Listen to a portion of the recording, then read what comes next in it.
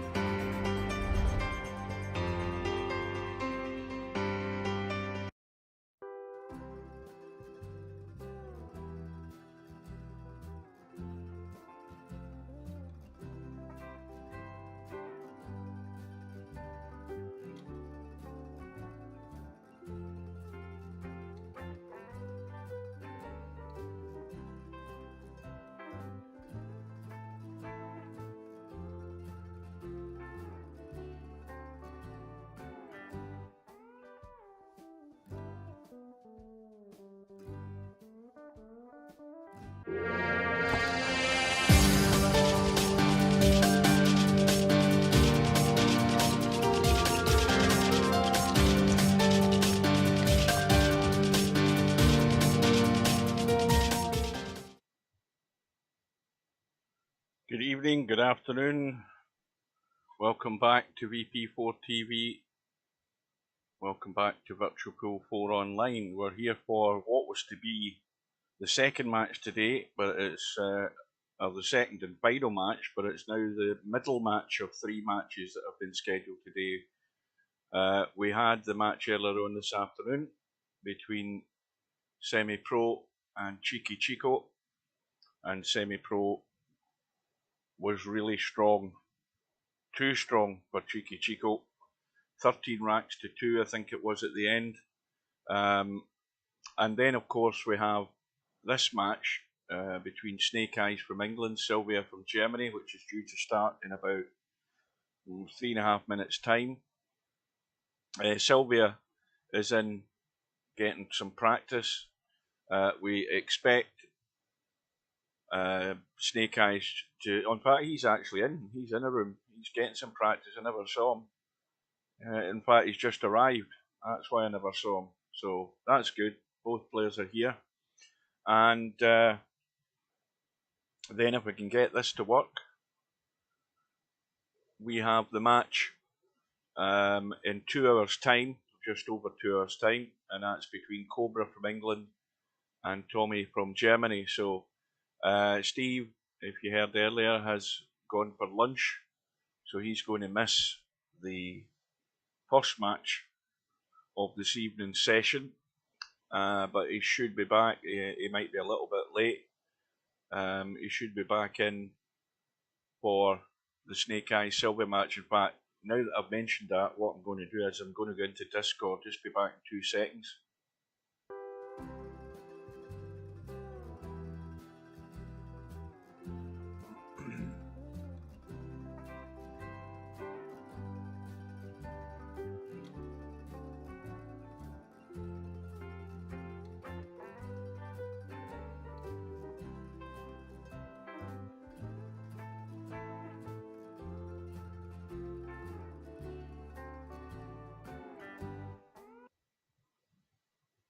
Well, you're forever looking on the bright side, Slim, but you'll have a long wait for VP5.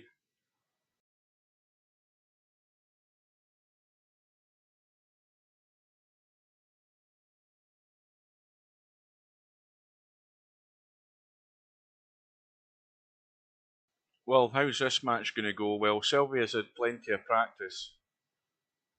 Again, not sure how Snake Eyes is going to play. I think he's predominantly a 9-baller, but he'll have to adapt quickly. Hard to say whether this is going to be one-sided or whether it's going to be backward and forward. Very difficult to judge. You know, Silvia will make mistakes. Snake Eyes will make mistakes. They'll have to adapt to the table and the physics.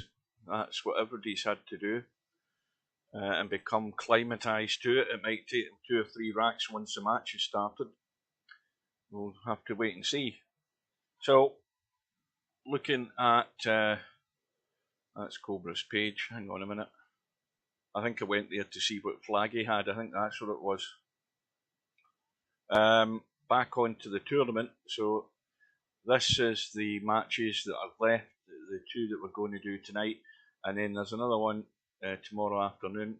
Sorry, not tomorrow afternoon, tomorrow evening, between John Boo and Legit Matthews. I think I'm just going to let them go at it, because it's not going to be pretty. Let's be honest, and I don't want to be overcritical. So if you want to watch that one, I would suggest you go into the room and watch it.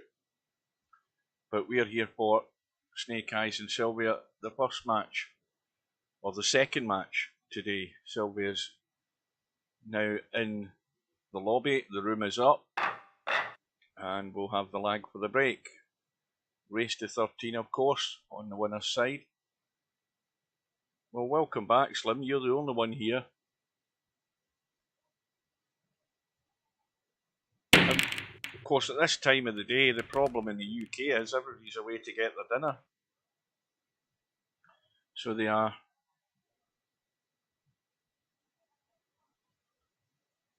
So we're underway in the first rack.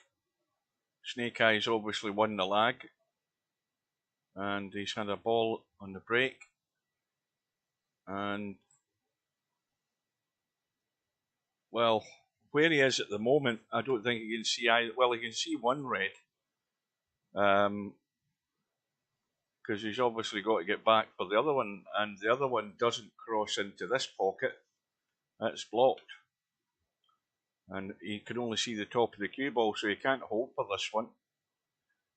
He has to try and avoid just running into it. Well, he's managed to hold it. Again, trying to read the angles, I really struggle in this table as to whether, I mean, he has held that and he could pot it. Welcome back, Dwight.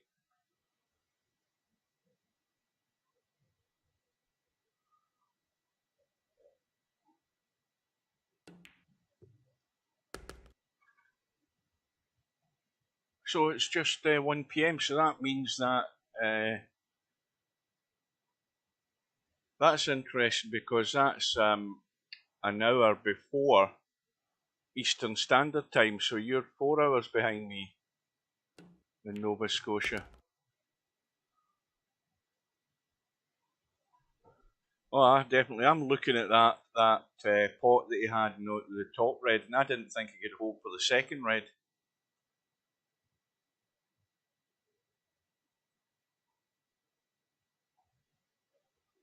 Now, he may well hit the yellow,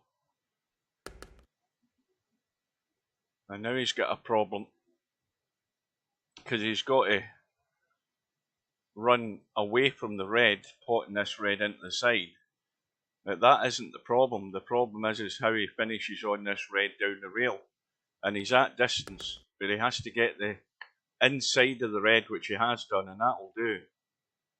But you can't be over juicy with the weight of shot here. He has to give this a chance to go in. And He's played it well. So it's a break and run out straight away for Snake Eyes.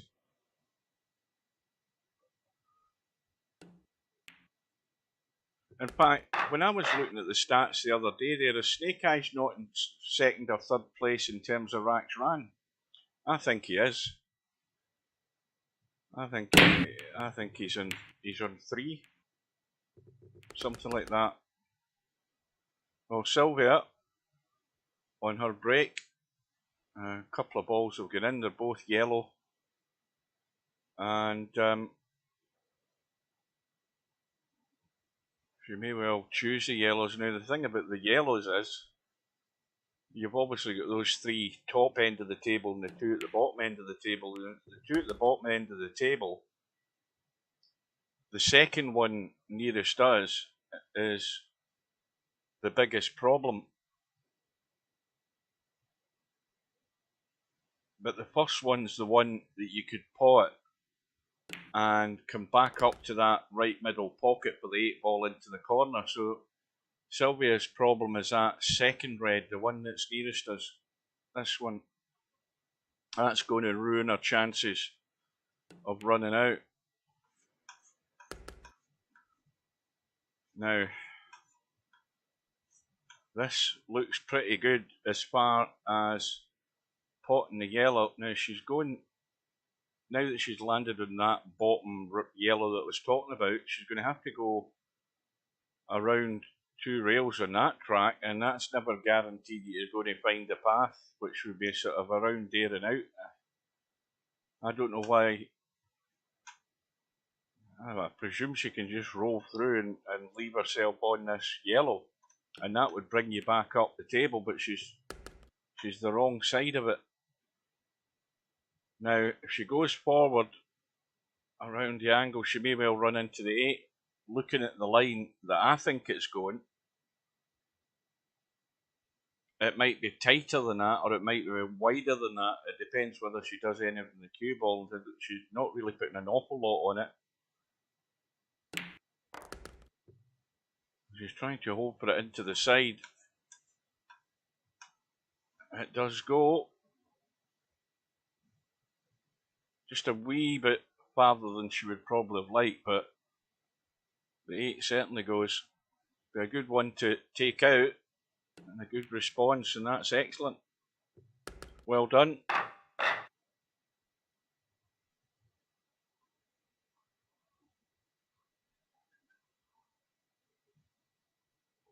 Oh, Atlantic time, that's a time zone I've never even heard of. So there's Atlantic time.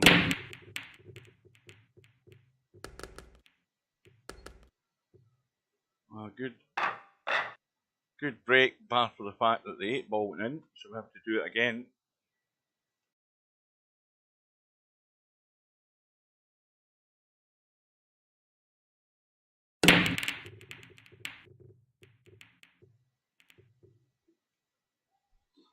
And this time I think it's dry.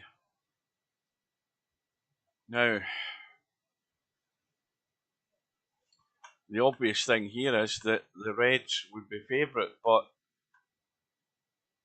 because that red below the cue ball is an obstruction to the nearest yellow, I mean that yellow, let's be honest, the yellow will go, but I keep saying you've got to really get good on it for it to be comfortable to go in. So let's assume that we're eliminating the yellows as a shot choice.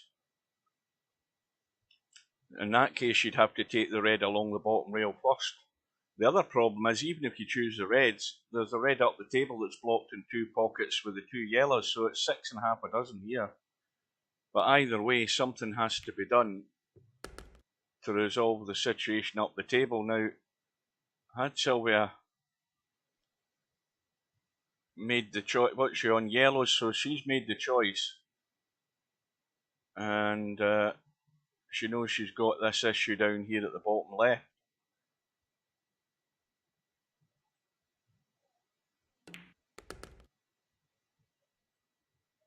Once again, that is just a wee bit too much. I presume she played to play this yellow, so she's just a wee bit higher But it's a good enough angle to make sure it's coming down table. But she's hung the yellow. Now, Cobra, not Cobra, why am I saying Cobra? Snake Eyes can leave that red there as it is in the bottom left hand corner because he wants to keep that as a guard ball for the time being. What his problem's going to be is finding a path to get to the 8 ball. Now, the clear path to the 8 ball is in the side pocket, and with these 3 and 4 reds down the bottom of the table, that's a pretty good setup to be relatively adjacent to where the 8 ball is, so there wouldn't be an awful lot of work to do if he can get himself down here. And that miss has now created an issue.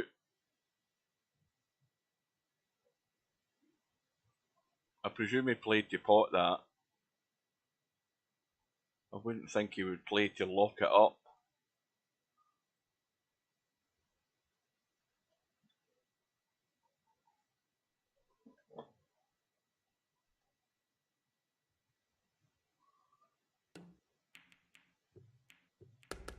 Good evening to Rob. Did I say good evening, Larry? Good evening, Larry. I can't remember what I've said and who's joined the stream. Again, remember, I never had my afternoon nap. Plus, I've had something to eat, which makes me even more tired as well. Well, Silvia has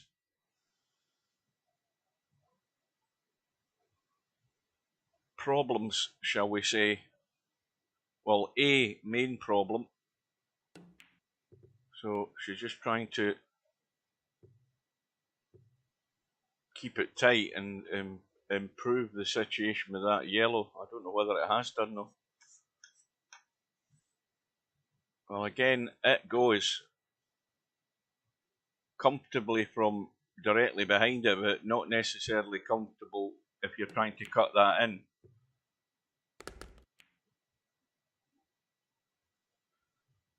And that red now, well, it's a tight line into the side pocket, but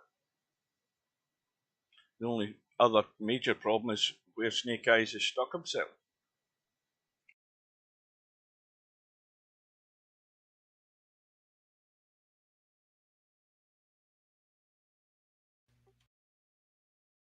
Good evening, Hugh.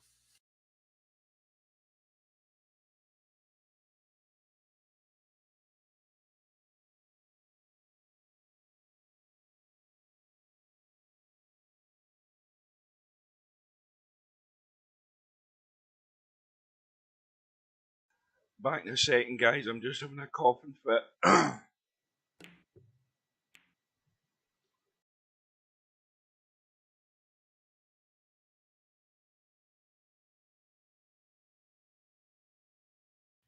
Yes.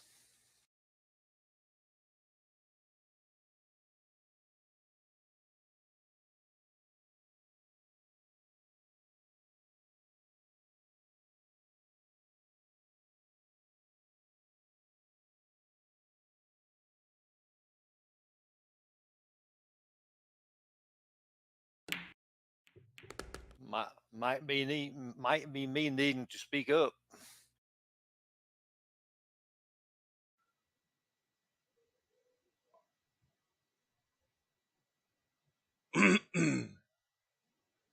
I'm just trying to get my voice back, guys. I went into a coughing fit there. Well, Rob's joined us in the commentary booth. I don't know how he sounds to you. He sounds a bit quiet to me. You can let us know.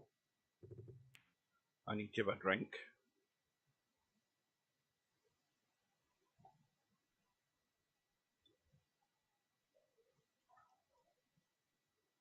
Well, you'll be like the rest of us, Rob. You don't play black ball, do you?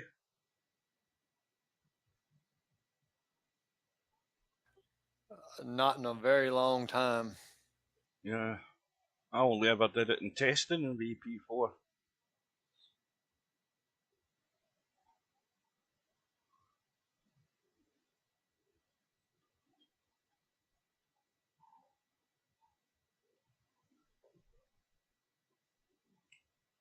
So one rack all, Snake Eyes at the table. I think I've got my voice back.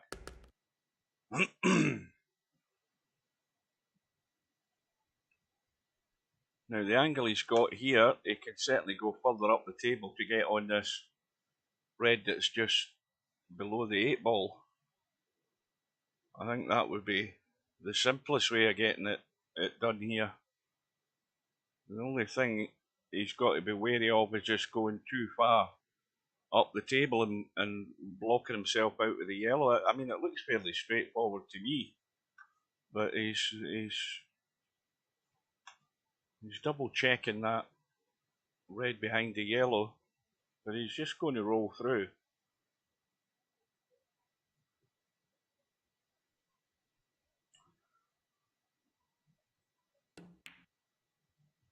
YouTube chat not working. Hang on a minute. Right, just give me a second, guys. We'll wait till we see the end of this rack to go and have a look at what the hell's going on. There was nothing changed. And I don't think I can do anything to affect it while I'm live streaming. So the message to everybody is, if you're watching on YouTube and you can't join the chat, then jump over to Twitch.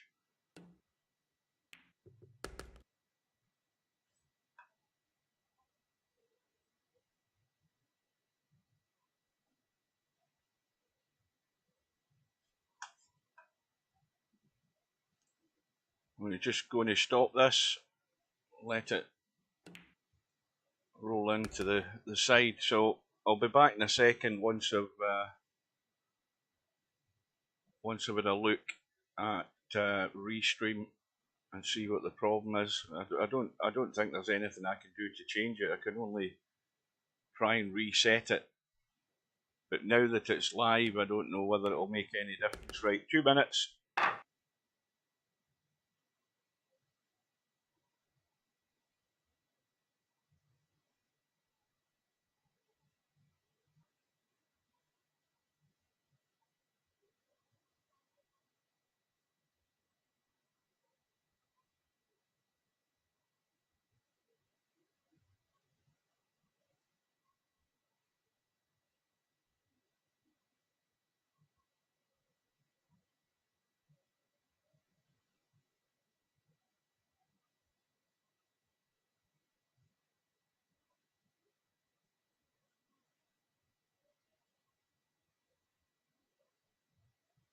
Right, go and check that, see if it works.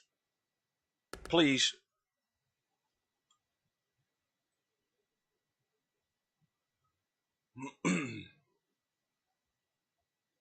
I don't think it will, because it's already running, but anyway. I'd forgotten to change the titles on Restream. I've just done it and saved it again, but whether it makes any difference, I don't know.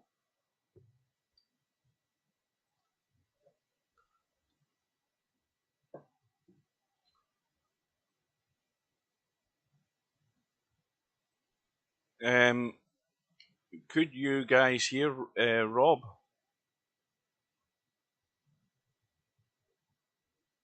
When he was speaking, is Rob there? Are you still there, Rob? Yeah, I'm still here. Right, you can let us know whether he's too quiet or whether everything's fine.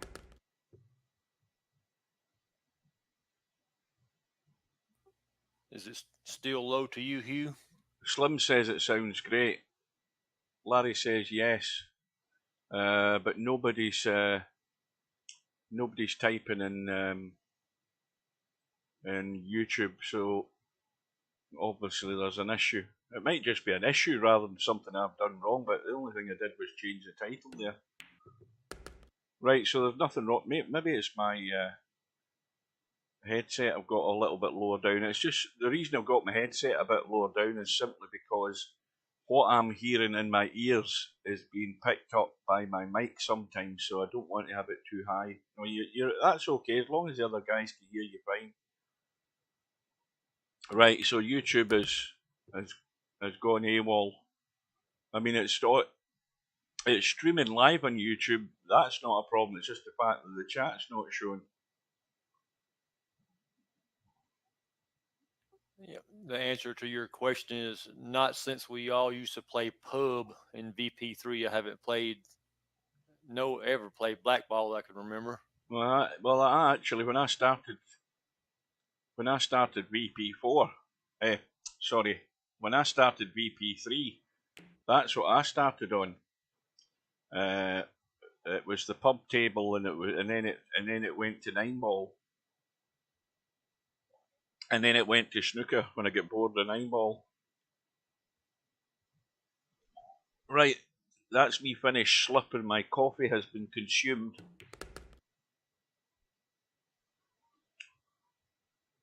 Well, I think it's the same. I think you would probably. I mean, I would just suggest that Snake Eyes would be the stronger of the two players. Maybe pot and balls, but that's very hard to. That's only if you're comparing 9 ball. I think pot and balls in this table's half the problem. This could run close if Silvia gets her act together. Say the other match she had, she just was a bit slow off the blocks in her first match. I think she could have won that match a lot more comfortable. But the less errors you make, the better result you'll get usually. And this is the one that's, well, she's now sort of in between here. I mean, if you're going to pot the one up the table, you've got to just try and roll it in. That's half the battle, because the other problem's this red that's on fairly tight to the rail, and you can't take many liberties with that to get the cue ball into a spot where you can see the 8 ball. So this is a bit up in the air, the outcome of this rack. For Silvia's sake, that is. Yep, that could turn into a real mess if you don't get the right angle on that to get back to the 8. Yeah, see, the thing that's scary about this table is that you have to punch this a little bit to get the cue ball out, and you simply can't punch these balls unless you get them really sweet, because that happens all the time. Now, the good outcome is the fact that everything's awkward for Snake Eyes, and simply coming to the table and cutting this yellow in, difficult as it is not going to do him any good. So he's trying to hide behind the 8 and the yellow and the just touch. like you were saying, Hugh, she tried to punch it, and what happened? Yeah, rattled the ball. The thing is, you're caught. It's like between a rock and a hard place, because you know that there's no point in rolling it in, because you've got no shot. You're hooked. So you have to take the risk, and you just cannot get away with those shots in this table. You've just pretty much got to roll them in. Or if you're going to punch it, you've got to get it so sweet and clear that you don't go near those jaws. The jaws just seem to want to push that ball back out. I think when you look at the curve of these cushions in the pocket, when the ball comes to there, where the donut's hitting, the ball's going back out. There's no way this gathers the ball into the pocket at any pace. But if you hit it at that nice rolling pace and you hit there, it gives it a chance of going in. But that punchy shot just will never work.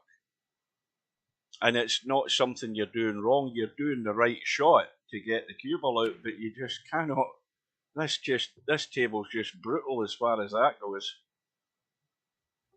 It doesn't allow no cheating in the pocket like No. What they're normally used to in 9 ball, and on the 8 ball tables are just normal playing pool where you can cheat the pocket. You just can't do it on this table. Yeah, you'll never get away with that. Well, that's the word, Larry. You've just simply got to nail it perfect for that to go in. Well, there's a bonus. And most are allowing for the cheating the pocket, and it's not working. That's why it's rattling so much. Yeah. So all square. And couple of balls have gone in. A red and a yellow's gone. And there's a red blocking the 8-ball. Oh, well, you know, there's problems whatever you choose here. Now, again, Snake Eyes, this is a thing that I've, you know, he's potting this yellow over the pot. Why doesn't he play the combo in the red? He can do that because either way he's still got a problem with the other yellow anyway, and he's still got a problem with the red near the 8-ball. So, but you know, players I think sometimes don't think that either. That you can, when the table's open, you can still play a combo into you know, another coloured ball and knock it in. Correct. You've got to remember all of those options. I think he's looking a little too far forward to the 8-ball that he can make the 8-ball if he's in the right spot, even with the red sitting there. There's enough room between it. Yeah.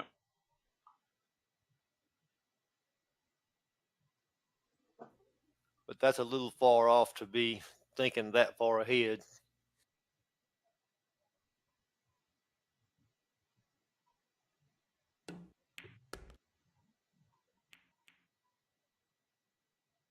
So Silvia on the reds.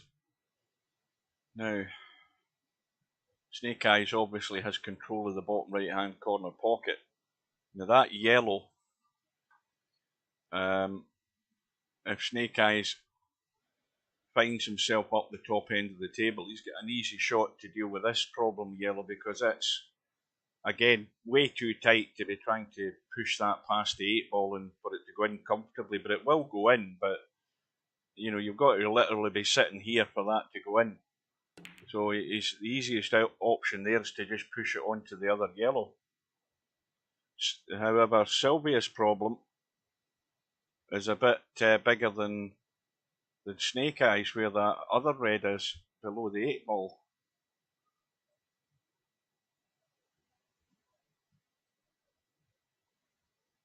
Yep, he could take care of that problem right here. But this rack can be run out. He can take the first yellow that he's on, drop that one in along the top rail, and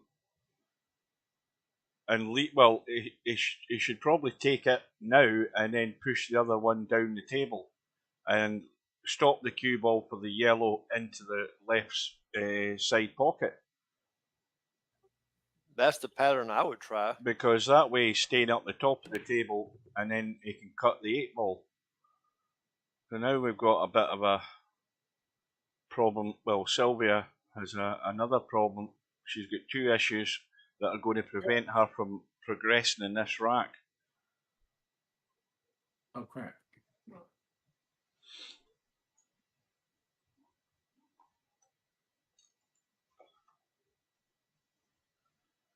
So it's maybe going to end up in something getting tucked away. Well,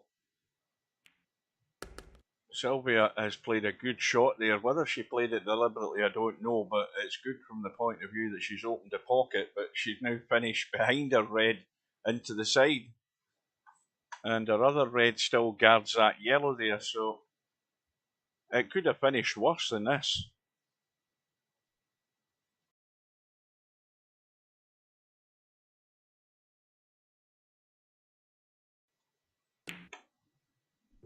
But look at those middle pockets.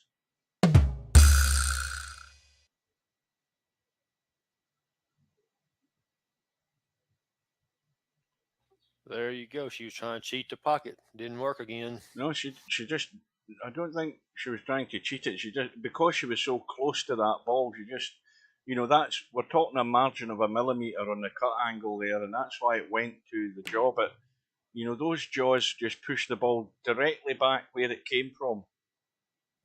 Every exactly. time. Playing 9-ball or on a normal pool table, that ball would have went all day long. Oh, yeah. It would gather it in, no problem. But as I mentioned, I don't know, it wasn't the last stream, but I think it was a few streams ago, and I think Steve was in the commentary box at the time. These pockets are far, and Larry will confirm that, these pockets are far easier than what this table was like when it came out the box. when we started testing it. I mean, it was bloody impossible. So it was. It gave you absolutely nothing.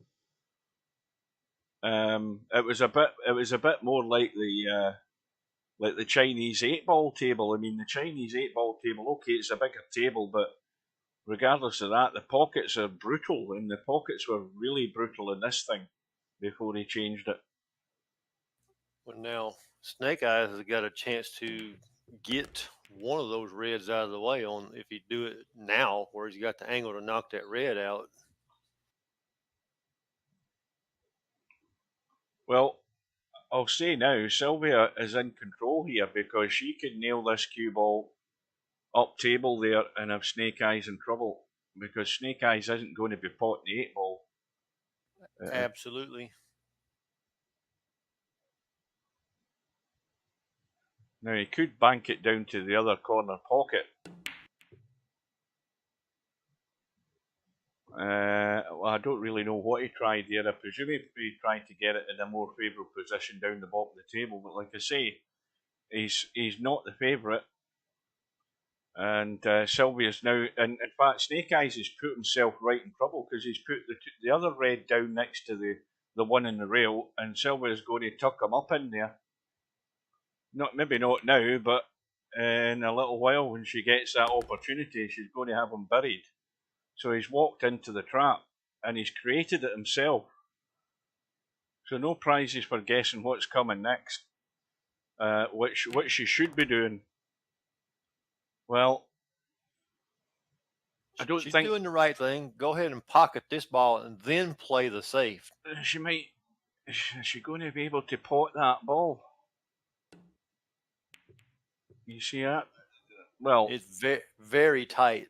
why didn't she bury him? That's what I'm saying, because she's looking for two shots if she could have got them and could have dealt with the situation. Why she didn't just tuck it up behind those two reds is beyond me, because that's exactly what I would have done. I would have buried that. But now, of course, too. I mean, the pressure is on. I mean, there's two outcomes here. What she's done is she's created a situation where she's got her one red that's wide open, and the other one goes as well, and the chances are that she could be able to get the cue ball out and around for this 8-ball into that same pocket. Now that Snake Eyes has hung that one, now she can go for the kill. So it's a little delicate cut, but not too heavy on that left red. I don't think she wants to be touching. Well, she's trying to come to the top rail. Oh dear. I would shoot that one that's right behind the 8 first. Well, I would have cut the other one. That's how I saw it, because that way I'm leaving some sort of angle to get out for the 8. Well, that way, see, Hugh, if she does that and holds and doesn't make the ball, it rattles the pocket, and she still got the pocket where he can't make the ball in it.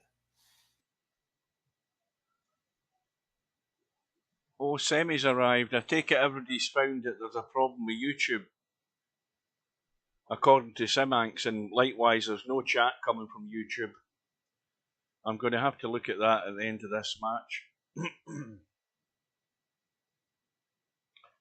But Snake Eyes there tried to obviously improve the situation, and now he's going to have to pick a bank, and which he did not improve it. And he's going to. Well, this has got a good chance, but it's just got to be really sweet. Let's look at it from this angle.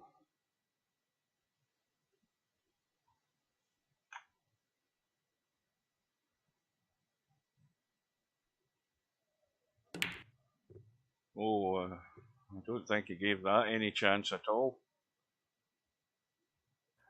I think I would have gone to the other side of the 8 and tried to bank it in the other corner. Well, this looks fairly straightforward.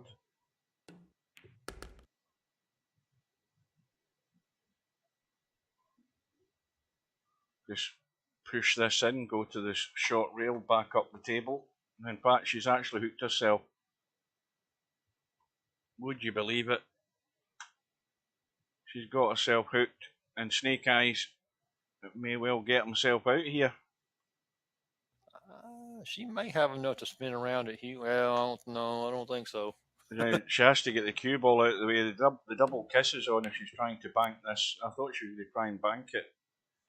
Now, you see how things suddenly go wrong.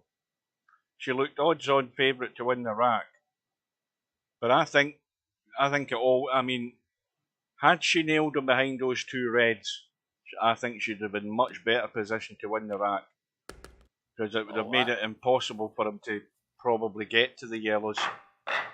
Oh, I absolutely agree. That's what I would have done. And I get, well, they stay on me in my pool league about you the safe shootingest MF ever seen. Well done, semi-pro. Very good performance. Way too good for Chico. So, Snake Eyes with the odd rack in front, and Silvia breaking off in rack number 6.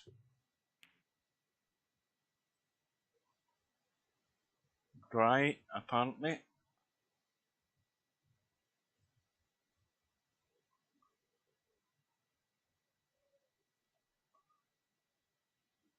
Well, the finals of that World Pool Championship will be starting in a little while, I would imagine. I'm going to miss that. I'm going to miss the golf. Not that I'm going to be able to see the end of the golf, I'd have to go to bed anyway.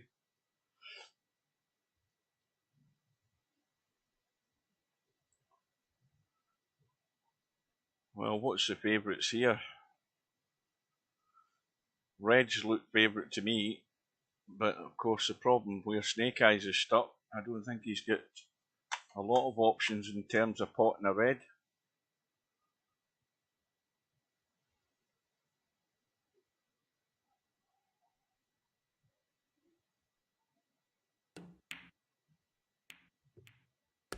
That's one option.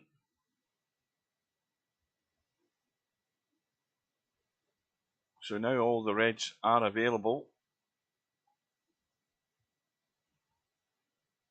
But is he going to be good enough to track his way in these gaps to pick them off? The obvious issue would be getting to this bottom rail, potting that red, and then dealing with the one that's below the 8-ball into the side pocket. But that's a tight angle into the side pocket. And the other one that's just out from the side pocket is the one that's blocking the path for that red up the table. So he's got control of the bottom right pocket.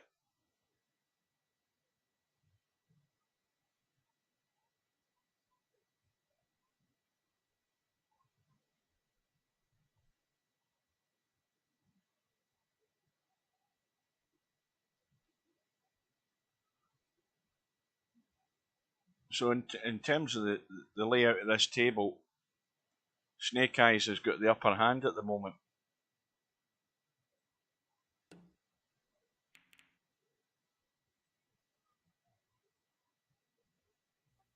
Yeah, I agree. He's got a slight advantage right now.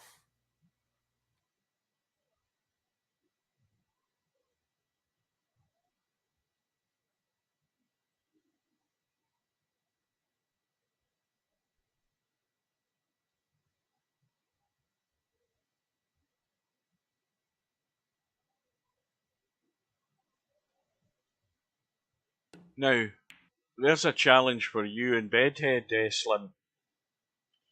I'm proposing a challenge on very tight pockets, one pocket on this table. I'd pay money to see that. Yeah, that would be a match. Very tight pockets on the black ball table, one pocket. I think that is probably the best form of torture than just normal one pocket on the 10-footer on very tight pockets. Are you up for that, Slim?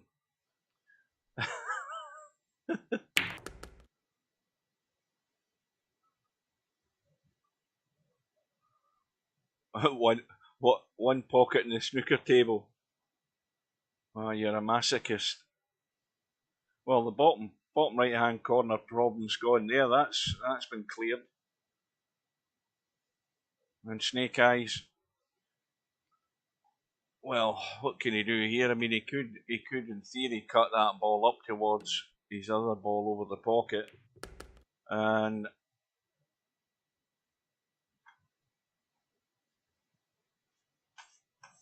well, I don't know what his options are here.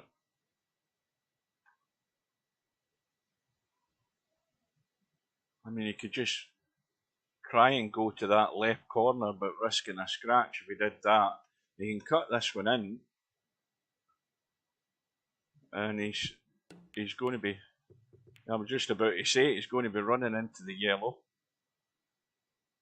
So now,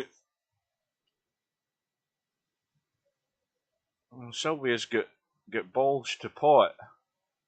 Now, I think she wants to roll down and get that one into the side, the one that's above the red and above the 8 ball there. I mean, it goes in the other corner, so doesn't necessarily have to go in it, but I think if she did that, she could certainly try and get to the rail and deal with that yellow that's on the rail behind the other yellow. That one there, because that's going to be an issue.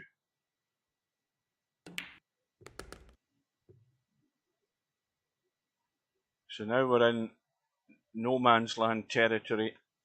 I think if she had got down there, took that one, and tried to roll to the rail, she might. I mean, it was a tight gap, admittedly, but she could play the little combo also.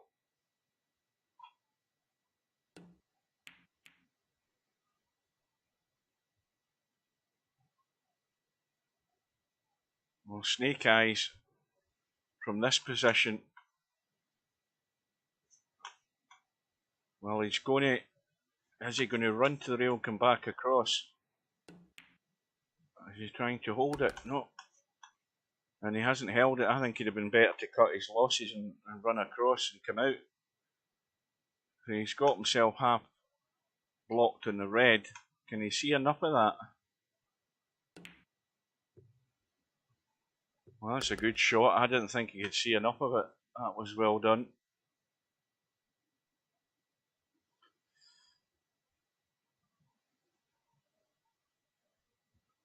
Right, so the way I'm looking at this, you drop the red in and you leave the angle that you're potting the red and the cue ball's coming over here somewhere, because it's no use finishing this side of the black ball. That's the only option he has, because he can't see the one that's over the pocket, so he's got to cut it.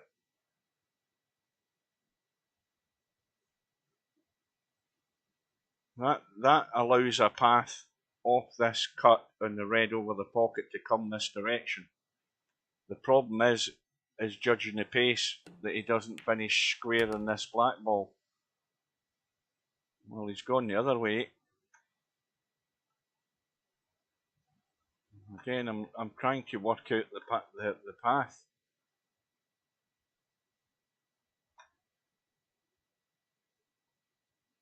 See, my eyes tell me that this ball, unless, depending on whether he puts any sort of spin on it,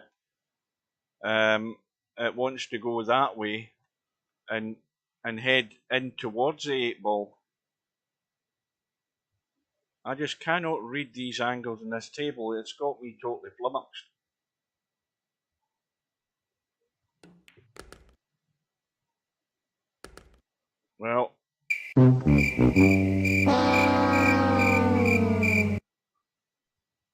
Well, there's a free go for Silvia. I didn't think it was tracking to the side pocket. I thought it was tracking above the pocket and coming towards the 8 ball. But, and I think Snake Eyes was in much of I'll say that again, he was as much in the dark as I was as to where that cue ball was going to end up. Well, Sylvia's given herself what to do here, because this is not very inviting. Cue ball's running up the table.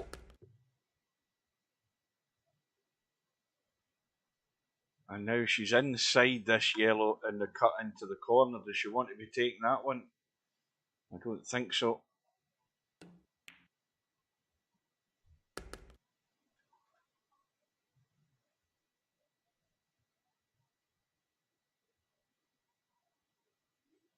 Good evening to Mark. For any latecomers, Simanx tells me there's a problem with YouTube chat, and there certainly is, because nothing's coming in from YouTube, but I don't know what it is really that's caused it.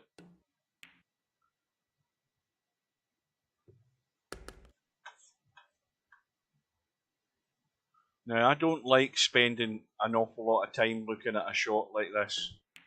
You know, you should automatically see that hot angle and go for it. I hate the one thing I do hate is watching people looking at a shot 2 and 3 times before they play it, because you then know it's doomed to failure.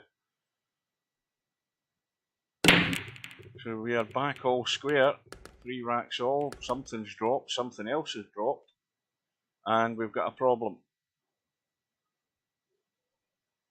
Open table, of course, but red and yellow stuck together in the top left hand corner.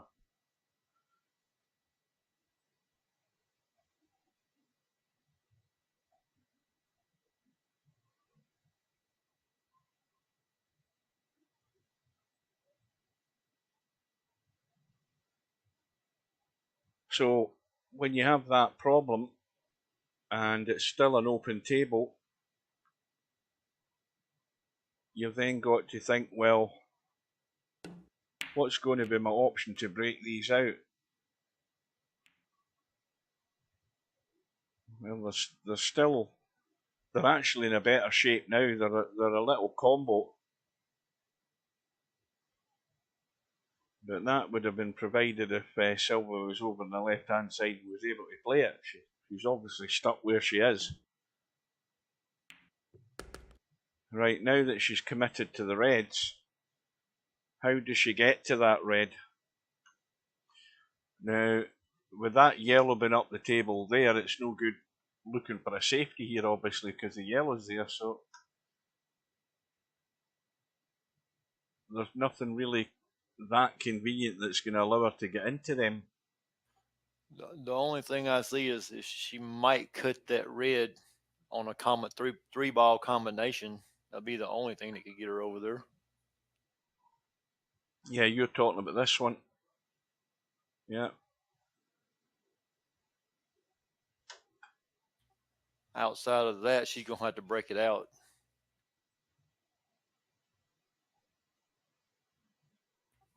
Or if she gets lucky and gets a free shot.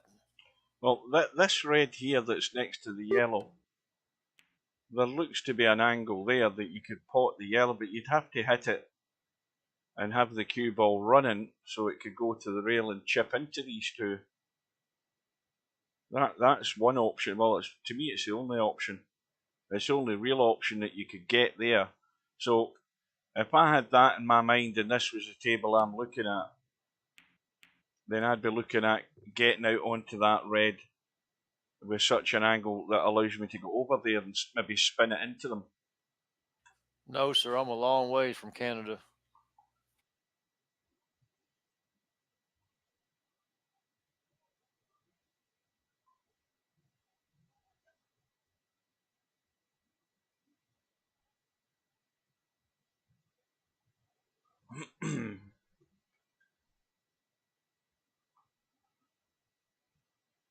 Yeah, Rob's about as far from Canada as I am from Nova Scotia.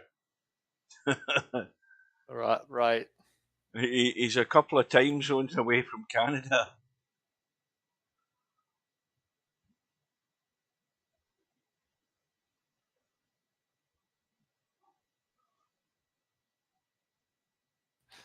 Yeah, I've got the southern drawl.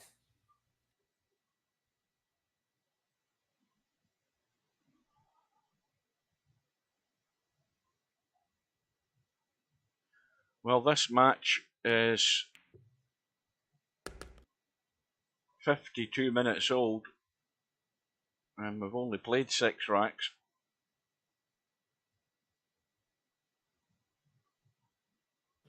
That would be chase one around, eh?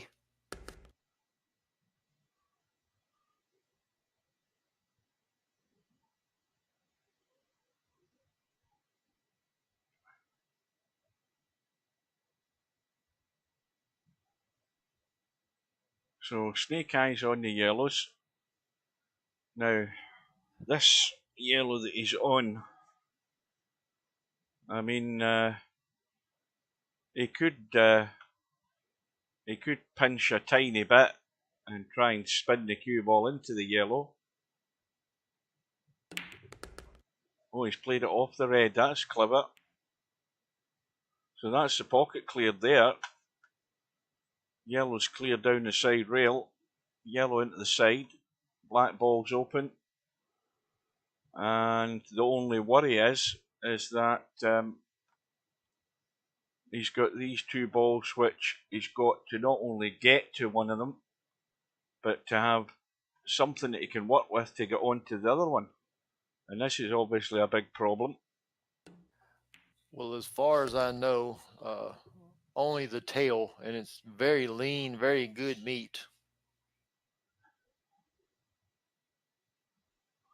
Do people from Louisiana eat alligators? Yes, they do. There's restaurants that serve that. I saw it in a program on the TV. Yes, sir, and it's very expensive. Yeah, that's is that like overrated expensive? If you know what I mean. It's really not overrated. It's just kind of a more of an expensive treat to eat. It's not overly expensive. So there's loads of alligators running around Louisiana without any tails. So they're all Yeah. they're all in the pot.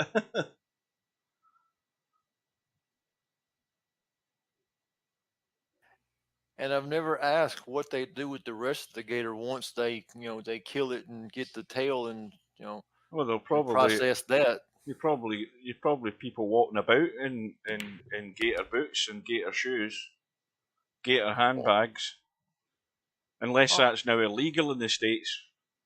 oh no, I'm sure they use the hide to make, just like you said, boots and those things. I'm talking about the rest of the inside of it, whether they process the meat for whatever. They'll probably just feed it to his friends.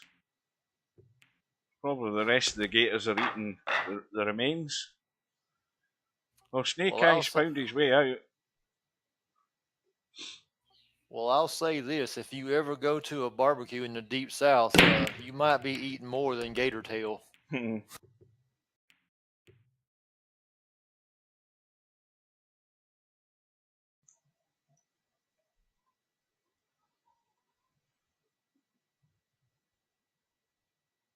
So now,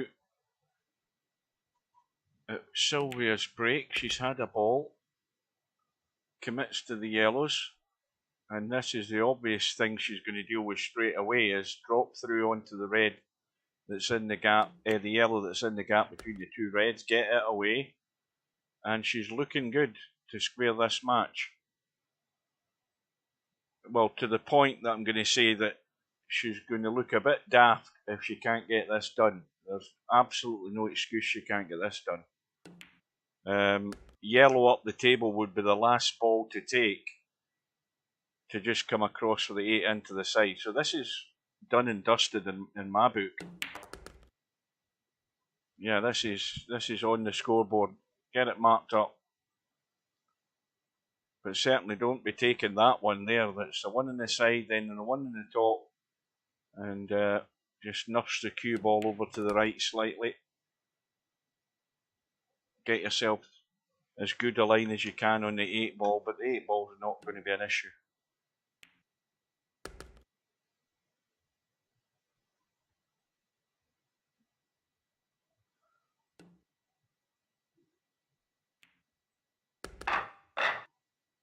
Well, this is one of these matches that's taking shape to go all the way.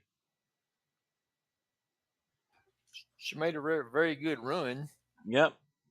Well, again, in that situation there, Rob, the balls are all there, so there is no excuse that you can't get out. You know, and Sylvia knows has a fair idea of how to get the cue ball there most times.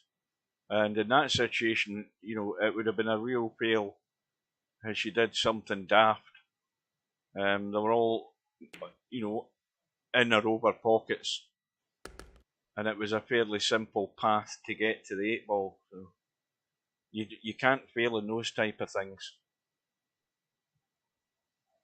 Oh, I agree. However, Snake Eyes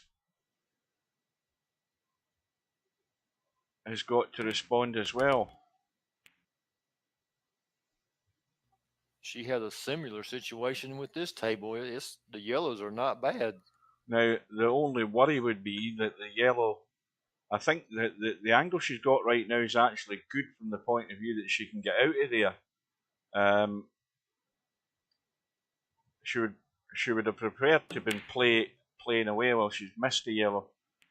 And that shot that she just played there, that shows you that she wasn't really thinking about what she should have been doing. You had to dig into that cue ball to get it out of there because it stuck off the 8-ball, locked onto the red, and she would have had no shot. I mean, that yellow that's down here is the one that she's just played and missed. But where the cue ball's finished, the next shot there was nothing existing. So that's where, and again, it's not the first time, but in other tournaments, Silvia's done the odd thing like that. Admittedly, it wasn't the best of positions, but I think she had the right idea of getting rid of that yellow as she was on it. But the cue ball needed a bit more fizz on it to make sure it was coming away from there. And now she's created a real problem.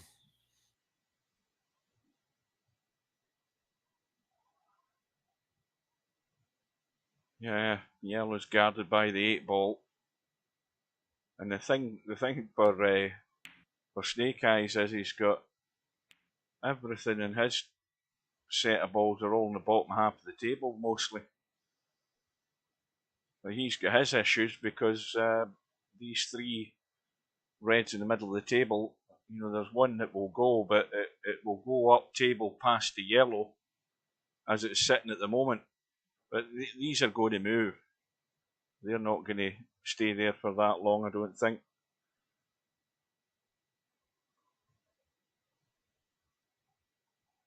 I have tried alligator. It's bloody awful. I'll take your word for it then. Well, then whoever cooked it for you didn't cook it properly. There you go.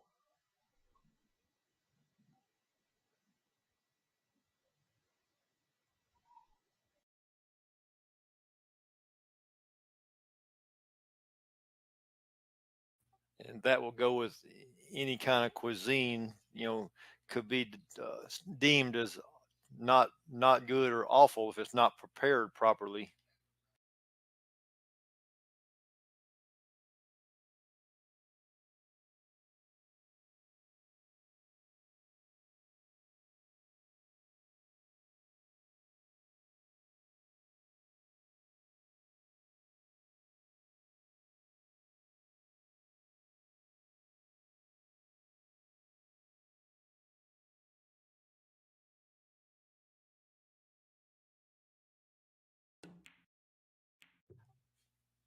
That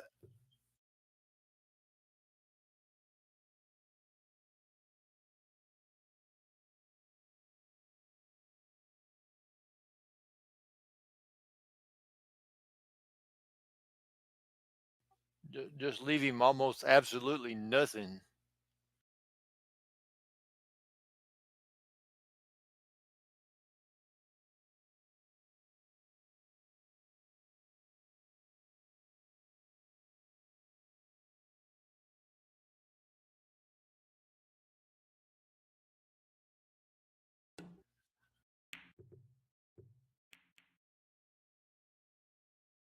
At a distance with a rifle.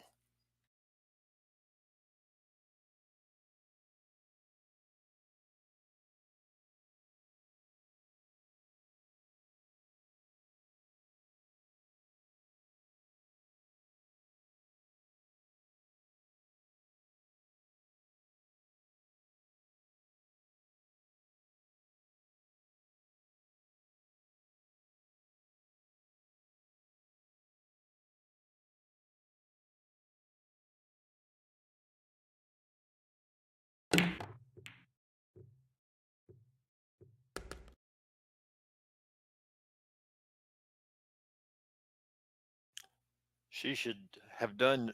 She should have done the same thing you suggested a while ago. Just shoot it and stop and stick it right on the 8 again.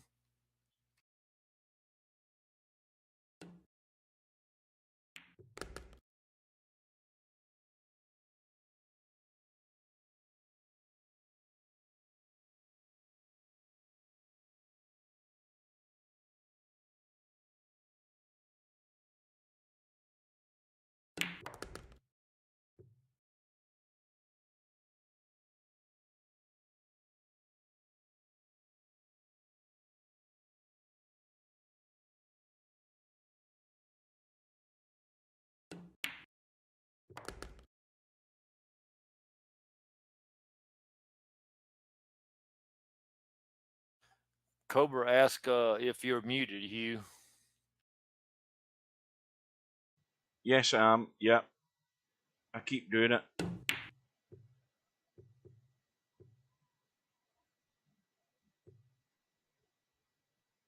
See now, why am I keep saying Cobra? Now Snake Eyes is going to put Silvia in a heap of trouble. This rack is going south as far as Silvia is concerned, unless something strange happens. But she asked for it. That chance she had to get rid of her yellow, it came and went. She didn't want to play the shot. She didn't see the shot. To me, it was glaringly obvious. And now she's going to pay the price for it.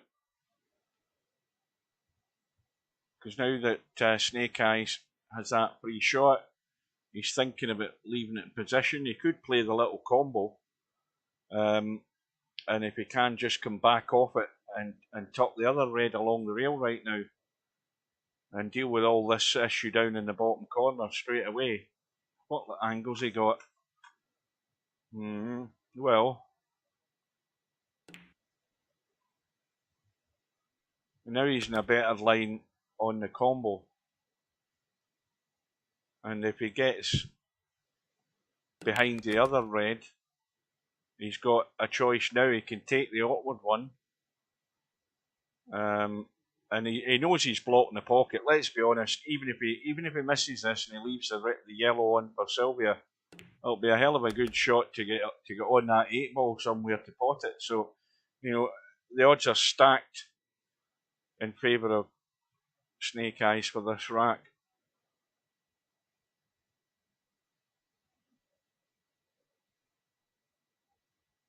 So we are less than an hour away from the match, the last match of the night. Well, it definitely will be for me, regardless what happens. But the last match of the night between Cobra and Tommyy, which starts at 7 p.m.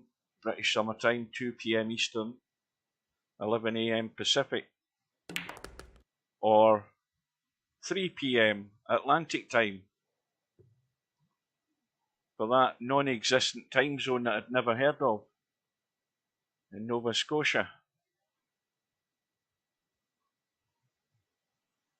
Well, I said that this was a pretty much a gimme rack. It isn't now.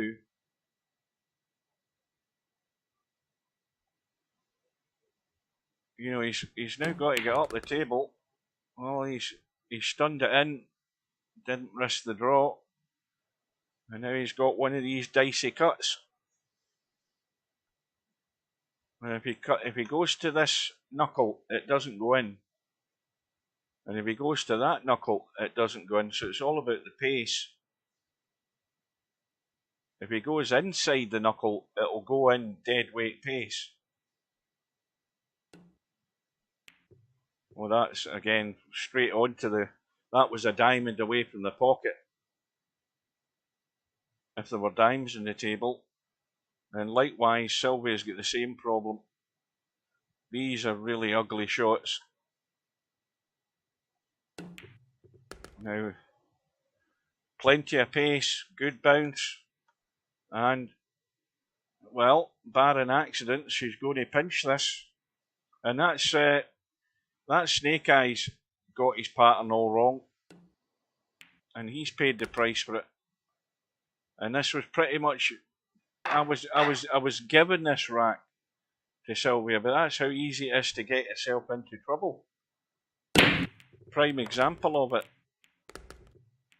Silvia doesn't care. It's 5-4 to her. And it's her break as well, so a couple of balls down, the yellows have gone.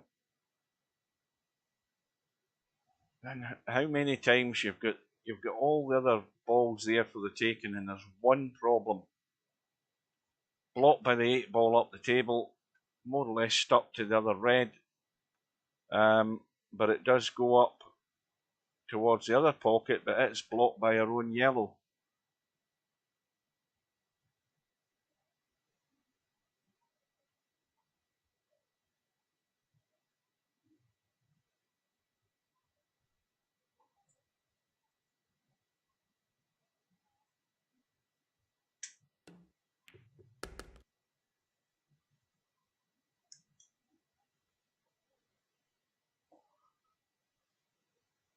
So that yellow has gone. Well, a little push forward to the rail and back out would allow her to get that yellow up the table. Let's have a look at the angle. Yeah, I think you'd need to. Yeah, I think you need to check that big time to try and get that into line.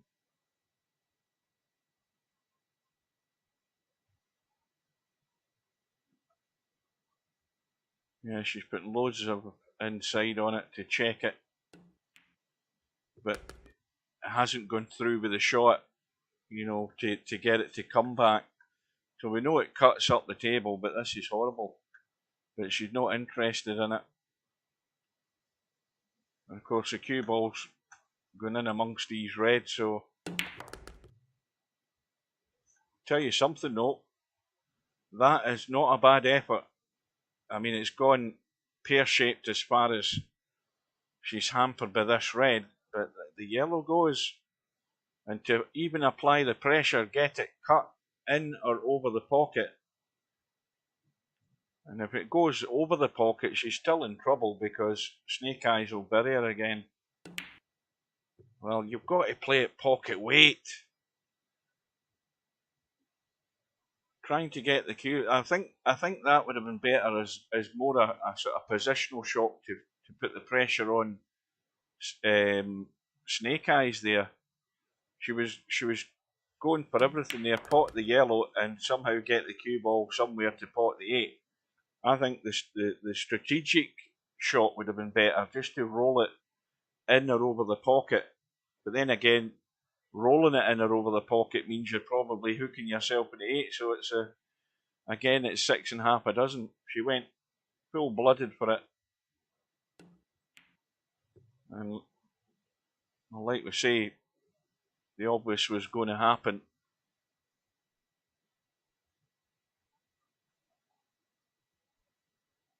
Was Mr. M on YouTube there? I never even thought to look. So it must be working then. Or at least it's working now. It wasn't when Simanx told me.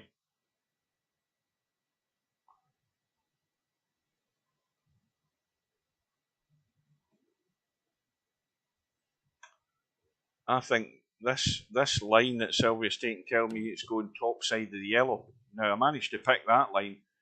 That looking at the angle she was hitting, it told me that the cue ball was going that side of the yellow, and it did. So I managed to read that one better. So now Snake Eyes with his free shot. Why is he not running into those two reds and just splitting them? You know, like that. Just nudging them open, unless he thinks, can he get that one past the other one? Oh yes, he can. Well, he doesn't need to. That'll do. I didn't think that would go, so he's fine.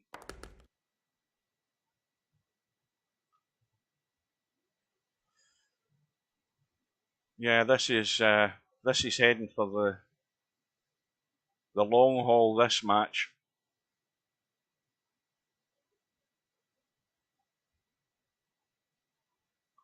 Yeah, Mr. M's got it working.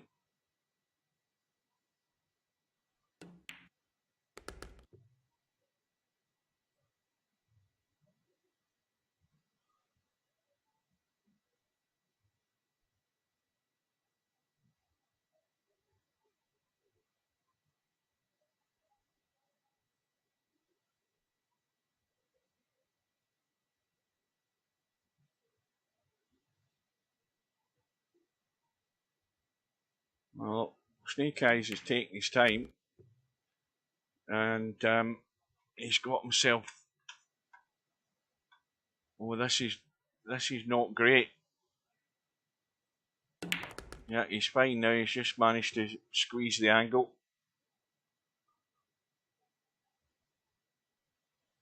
So drop it in 8-ball into the sides. Seems fairly straightforward from where I'm looking. And we're tied again, 5-all.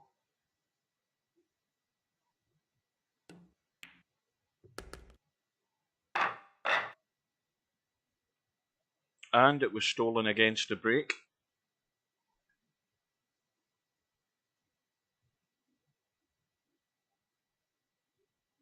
Yeah, Spud's on there as well, so everything seems good to go again.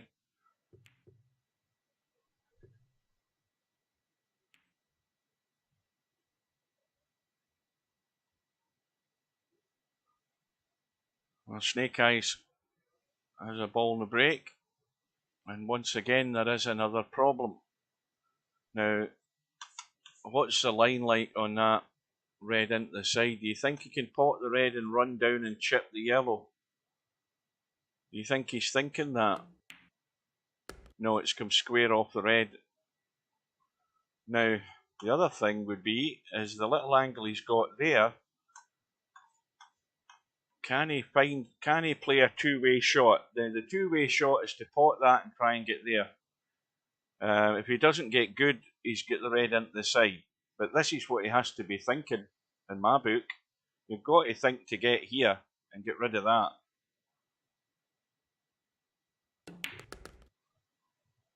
And that is pretty well done. He's gone a wee bit more, so he's the wrong side of it, but he's the wrong side far enough that he can get back up the table. But that was the major problem. Now he's drawn it back off. See, the danger with that is that, you know, another half an inch and he was blocked on the red on the side. He still had the bailout ball up table. So he's looking good here.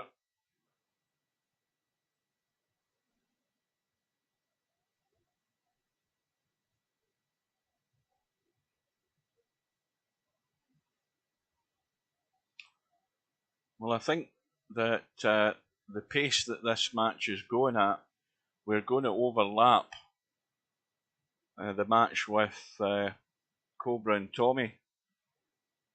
We're still 45 minutes away, but I think in 45 minutes time we'll still be at it.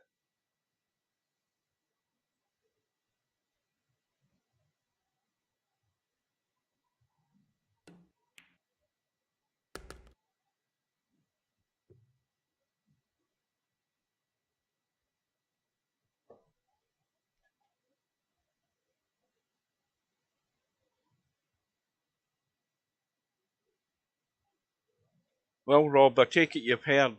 In fact, anybody else who's maybe not been in the stream the last couple of times, you should be aware that Steve announced that he's been making headway in the VP4 league system that he's been writing, and he's at the point where he's going to want to start testing it publicly. He's been doing a lot of testing on his own system, so look out for that in the next week or two. Yeah, I heard y'all mention it in the stream the other night. You know, I was gone for a week, so I'm on the tail end of it. Well, it's a good out for Snake Eyes, and it's 2 racks in a row. Now, is this match about to turn in one direction? Well, again, it was just the pace that it dropped in. Went to the jaw. Now there's a little bit of pressure on Silvia. She's now trailing on her break. And has got the first part done. Has potted a couple of balls. And there are a couple of reds. And there's a couple of problems with the reds. So she's now nudged a problem yellow into play, which is good. And is she going to be brave enough to pot this yellow and either play the combo on the two yellows or deal with the two yellows up the table and try and get a cut in that? Because this one here now is the problem. This one. And the problem also is that the red doesn't make it very easily accessible for a cut shot. You can see that there's a gap to get to it, but had Silvia got herself here, I think she'd have been playing the combo. She can still play it. And again, in or over would do.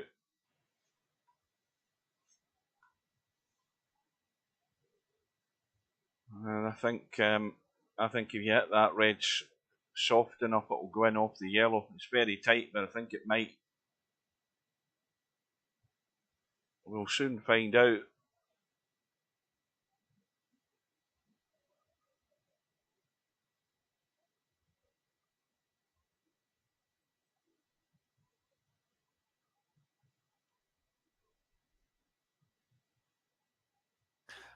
Well, I hope the league stuff will work out.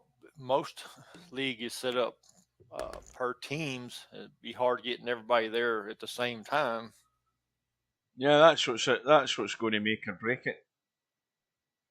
So you have to have, I wouldn't say reliable people, because things crop up and people have got events and things that they're going to and all of that stuff, family things, whatever it is. But that's the other reason why Steve's talking about having like a reserve. You know, you have to have some sort of reserve players that can jump in as and when required. You know, he can set his up like that electronically, but in real life, I play league every week, and we have those issues. You know, when an emergency comes up, or work, or like you said, an event that someone has to attend, and they can't be at league that night. That was a good shot. That was a very good shot, that yellow. And Silvia's grabbed the bull by the horns playing that shot, because although she's a little bit hampered, but I don't think there's any problem here in cutting this yellow in. But she's in good shape now. The only lasting issue is should she clear these balls, can she get herself out onto the 8? It would be a good response. Where that's involved, everybody's going to want you on their team. Now, I would have preferred that other yellow that she's playing now to get down for the 8 ball, because the one that she's leaving, I just immediately don't like it, because you've again got to do something with the cue ball. So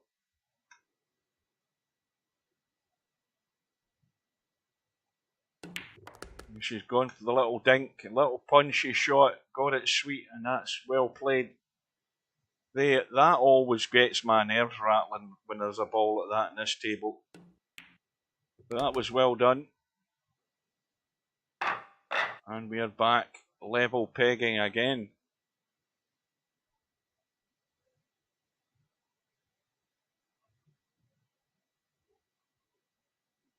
Now, what ball?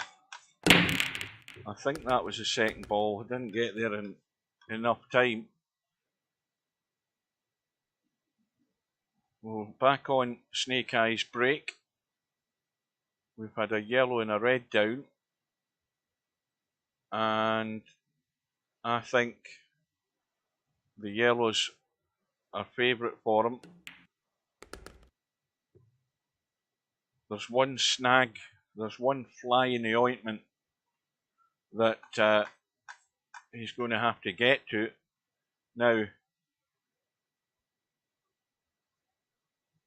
the obvious thing is either one of these balls and try and get the cue ball through.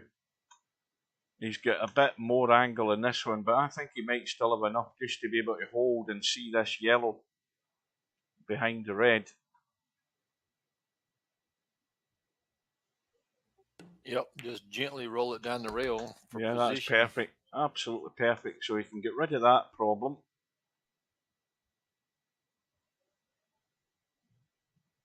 And it looks to me like he's going to take the one in the bottom rail, the one in the side, roll the one, the yellow up top, and the 8-ball into the side, in the right-hand side. That looks like the path to go. Having said that, though, he's dead straight on this one.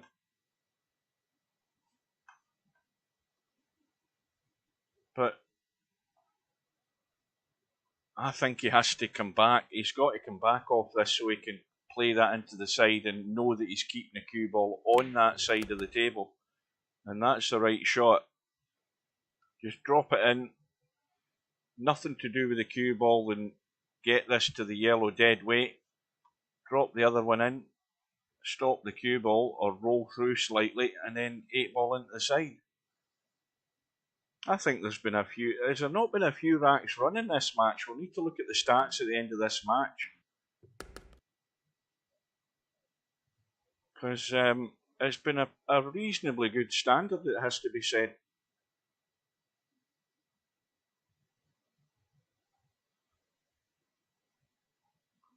So, little roll through, drop it into the side, and back into the lead. Well, who's going to crack first?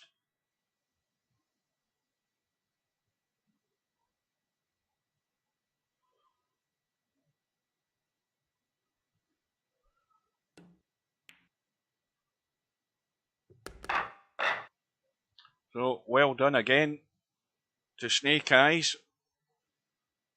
Back into the lead, and each time now, of course, with Snake Eyes having won the break, or won the lag to get the break, he's always going to be that one rack in front, unless something happens. As long as he keeps dealing with the table when he's got his innings, he'll always be in front.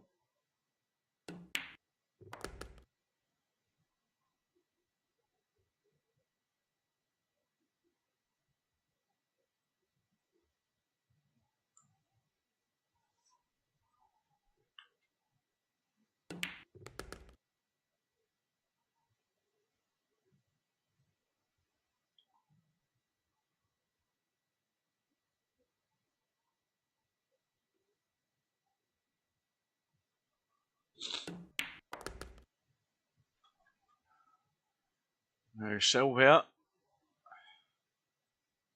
has rapidly got to the critical point in this rack. Now 8-ball goes. Now what about the line that she's got here? Forward and around. She's not really getting into it enough. That needed to be another 5 inches to the left, that cue ball. It needed to be here. Or there. But she's trying to hold it. Played the pot. But maybe get into it too much. Now, an almighty blast to try and catch the thin edge of this 8-ball. But I don't believe that's cutting in. At best it's going there.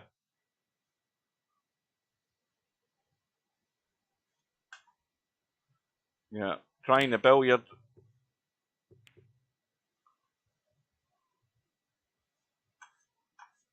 So now it's the chance for Snake Eyes to get the breakthrough, get some daylight, and apply the pressure even more if he can find his way through these remaining yellows.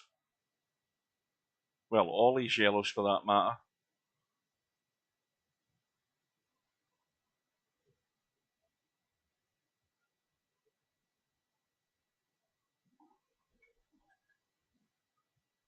Oh, this is the matches I like, and I'm sure everybody else likes watching stuff like this, because it keeps you right interested in it to the end. But this could be a turning point here, that Snake Eyes is biding his time.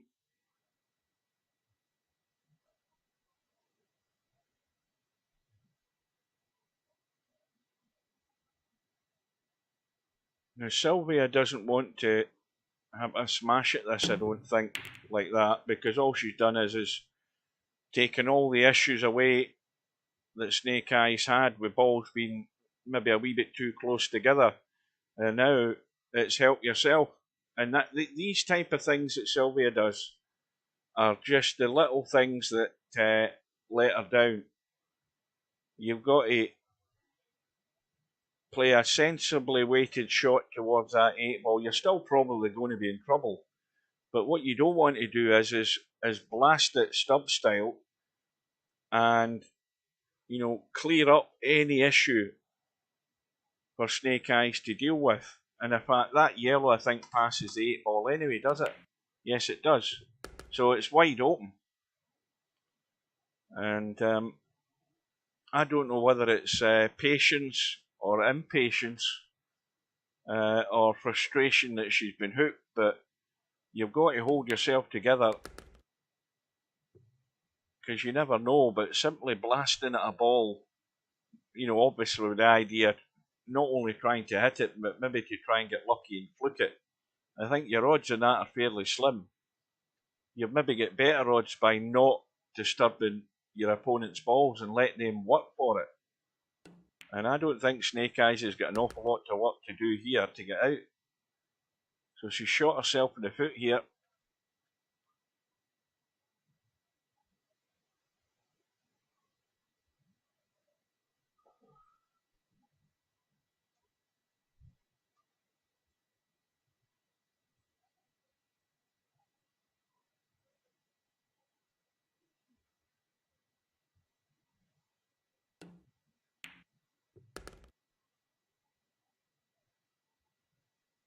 Well, I'm not sure exactly what Snake Eyes has played for here, because, he's still got a shot. I don't know whether he tried to leave himself above the yellow past the 8-ball there. We'll give him the benefit of the doubt.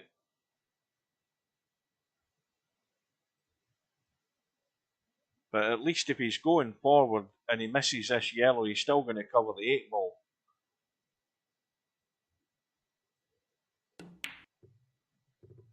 He could play that with a fair deal of confidence, because if had that rattled in the jaws and stayed there, Silvia's got no shot other than the thin edge of the 8-ball. So just nothing to do with the cue ball, just pot this yellow, it comes off the rail and back into the path of the other yellow, so it's done and dusted.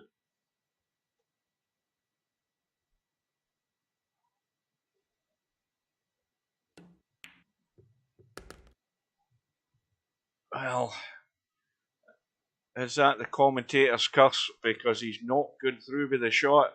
He's not got the pace in it. It still cuts, obviously, we know that. But when you're sitting here playing this cut shot, you've got to run the cue ball or dink this in and try and hold it. He's dragging the pace off it to hold it. And now he's hung it up. Oh, this is, what do you do here? Do you try and roll up to the 8-ball? You're only going to leave a kick in the yellow anyway. So, any suggestions, semi-pro? You're the expert. Because I haven't a clue.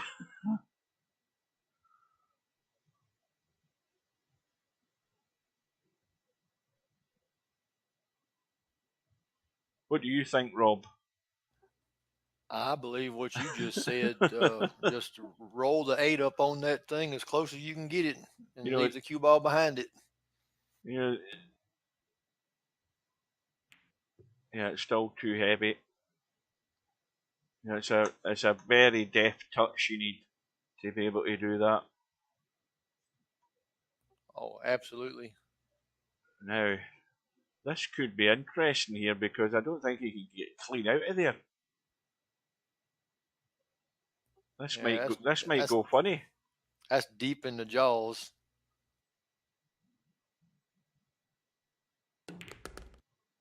Well, he's got it pretty much full in the face, the 8 ball, so it's knocked it well into play. So, provided Snake Eyes can roll this in, and I think he'll roll this again dead weight pace just to get it cracking online. And if it goes to the jaw, as long as it goes to the inside part, it's going to go in. But I have to say, he got somewhat fortunate on that because he had no idea that it was going to land like that. He's overcut it, and he's maybe feeling the pressure, even though he's one rack in front. And Silvia has had an early Christmas present here if she could tuck this away.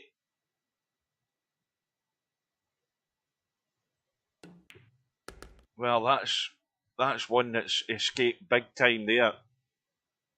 He's let that go, Snake Eyes.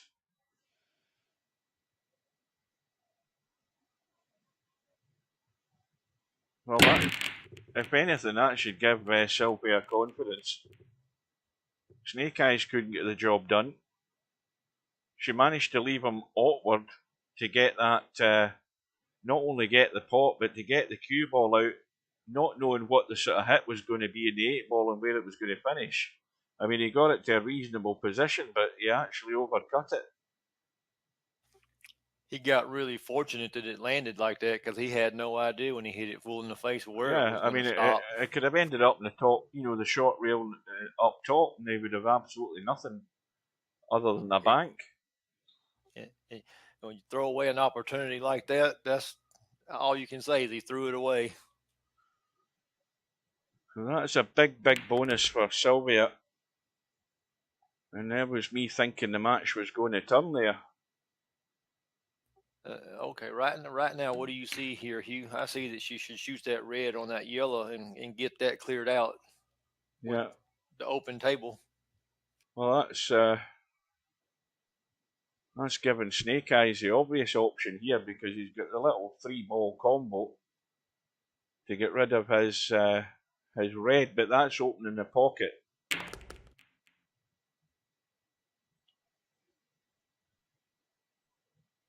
And now we've got a bank of yellow balls and a little crescent.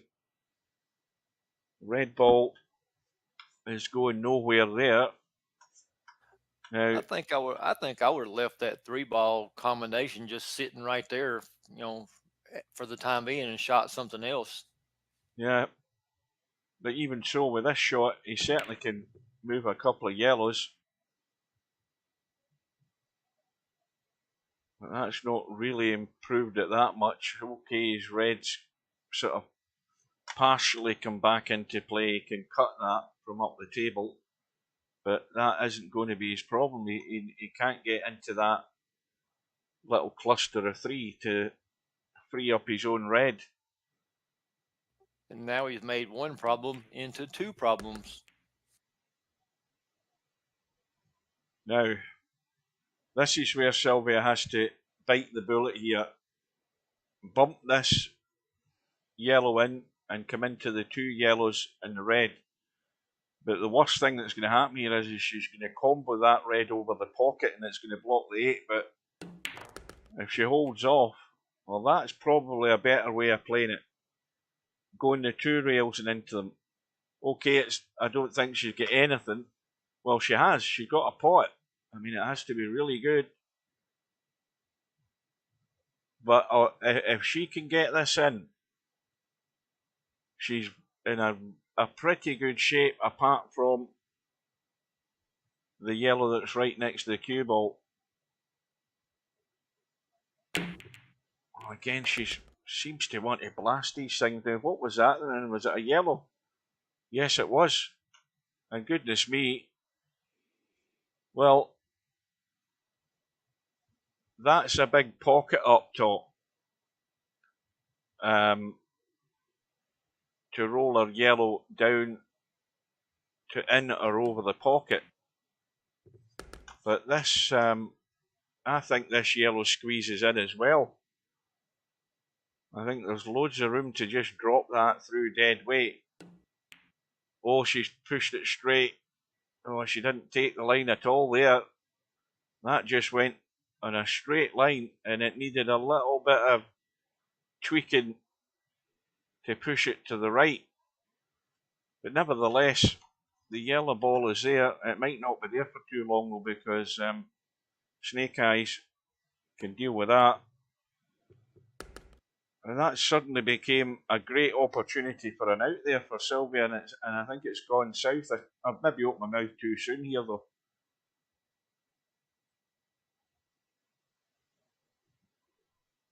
Because Snake Eyes failed to get the job done in the previous rack.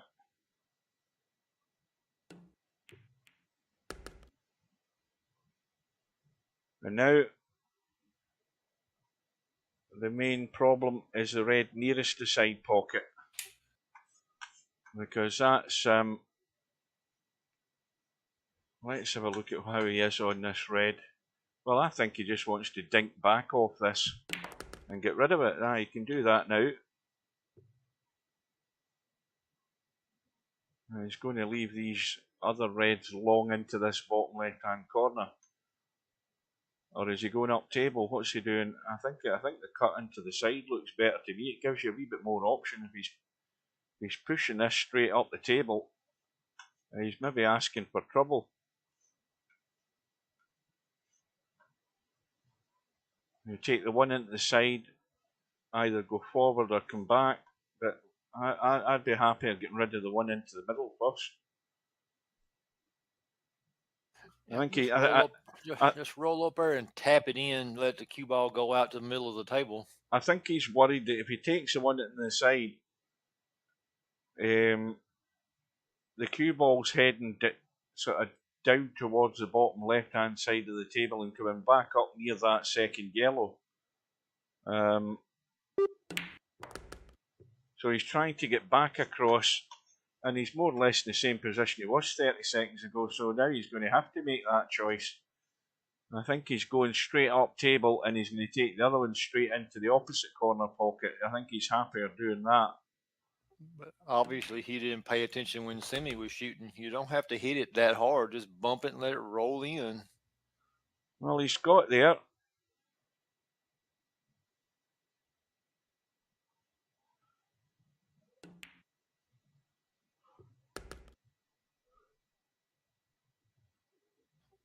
Well, a little bit unconventional, but he got the job done.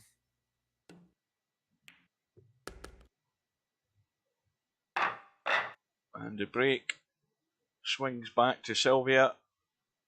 8-7 to Snake Eyes. And a red goes in. And a red goes dead as well. Bottom left-hand corner. All the other reds are in the open. Now,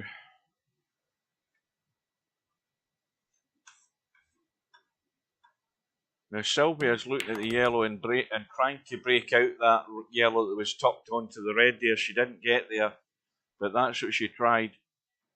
Tried to get it into play.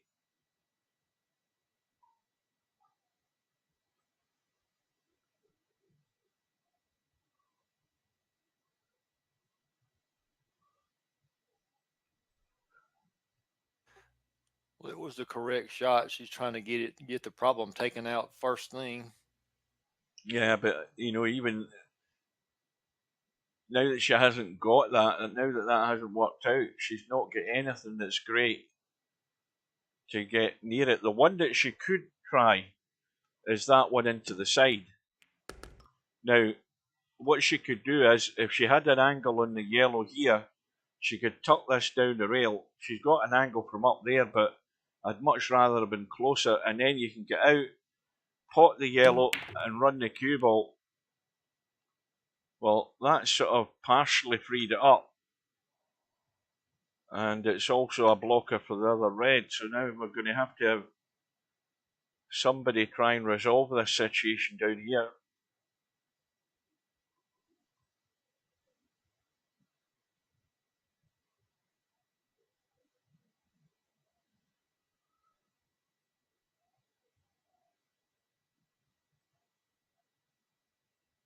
So 1 hour and 40 minutes we've been in this match, and we're only, well, many racks, got 5 away. Snake Eye, we're going to be over the 2 hours, I think.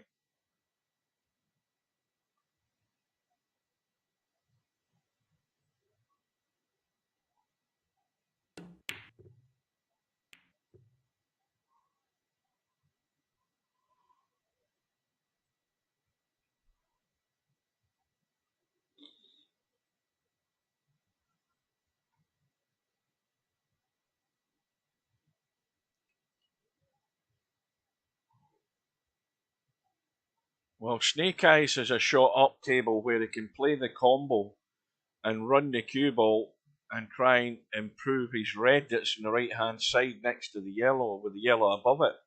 He could pot that other one. I think he could get a line that he could at least move something.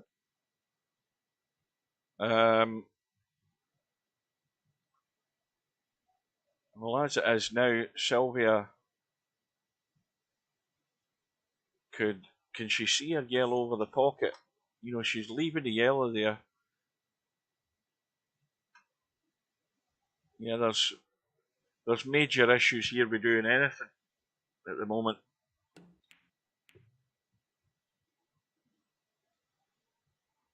Yeah, this is going to take a little while to sort itself out.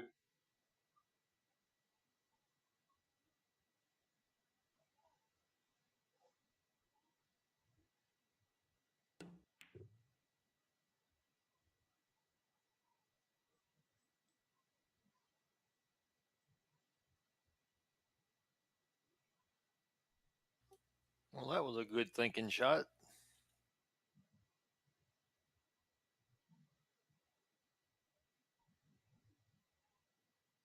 Right, so Sylvia's got control of the bottom left-hand corner pocket. She can see a yellow that's in the awkward position. Now, there's no reason to defend that side of the table up there. She could have played that sort of safety after she had potted that yellow. I don't think it would have done her any harm. I mean, the fact that she was opening up this red and leaving it for Snake Eyes, I don't think that matters. I think if she was sitting there a minute ago, maybe she was. I mean, I never got right behind it, so maybe she couldn't see enough of it. But if she could have, she should have got rid of it.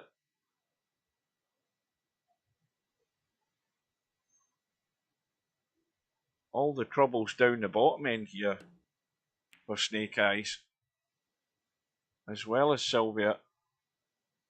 But she could have taken care of that yellow, and it's one less ball to be worrying about. Your focus is all down this bottom end.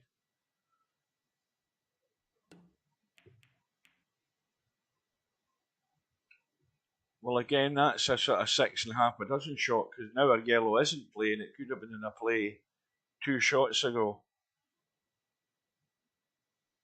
And it's made no difference to the situation, because Snake Eyes is always going to have a shot if he wants it.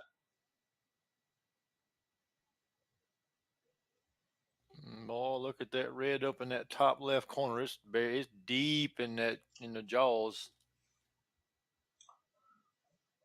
Yeah, that's. I think you could probably go another millimetre before it drops in. Well, it's in now. And It's Snake sitting Eyes. It's sitting inside the jaws. When he shoots it, he's going to have to either shoot a combination or shoot straight into it. Yeah, well, he was trying the aggressive shot to try and free up this red down the bottom here.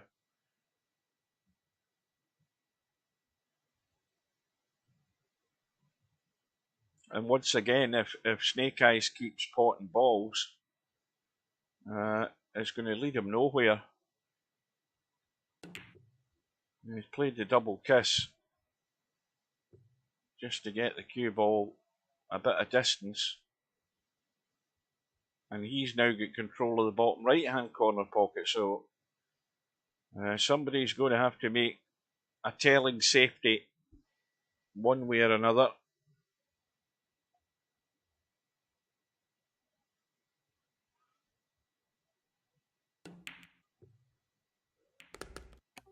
I agree, Slim.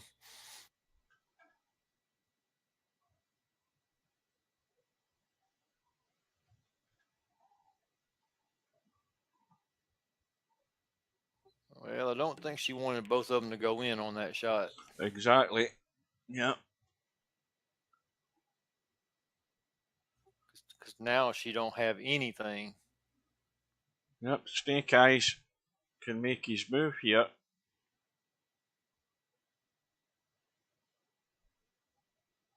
Oh yeah, he's good to go here. He's got everything's available. There's nothing blocking any ball. Now, somebody will correct me if I'm wrong, but nobody's been 2 racks in front in this match yet. Is that right? Not yet. Well, I think this is, like I did previously, this should be the turning point in the match. I agree. He should get out here and have that little gap.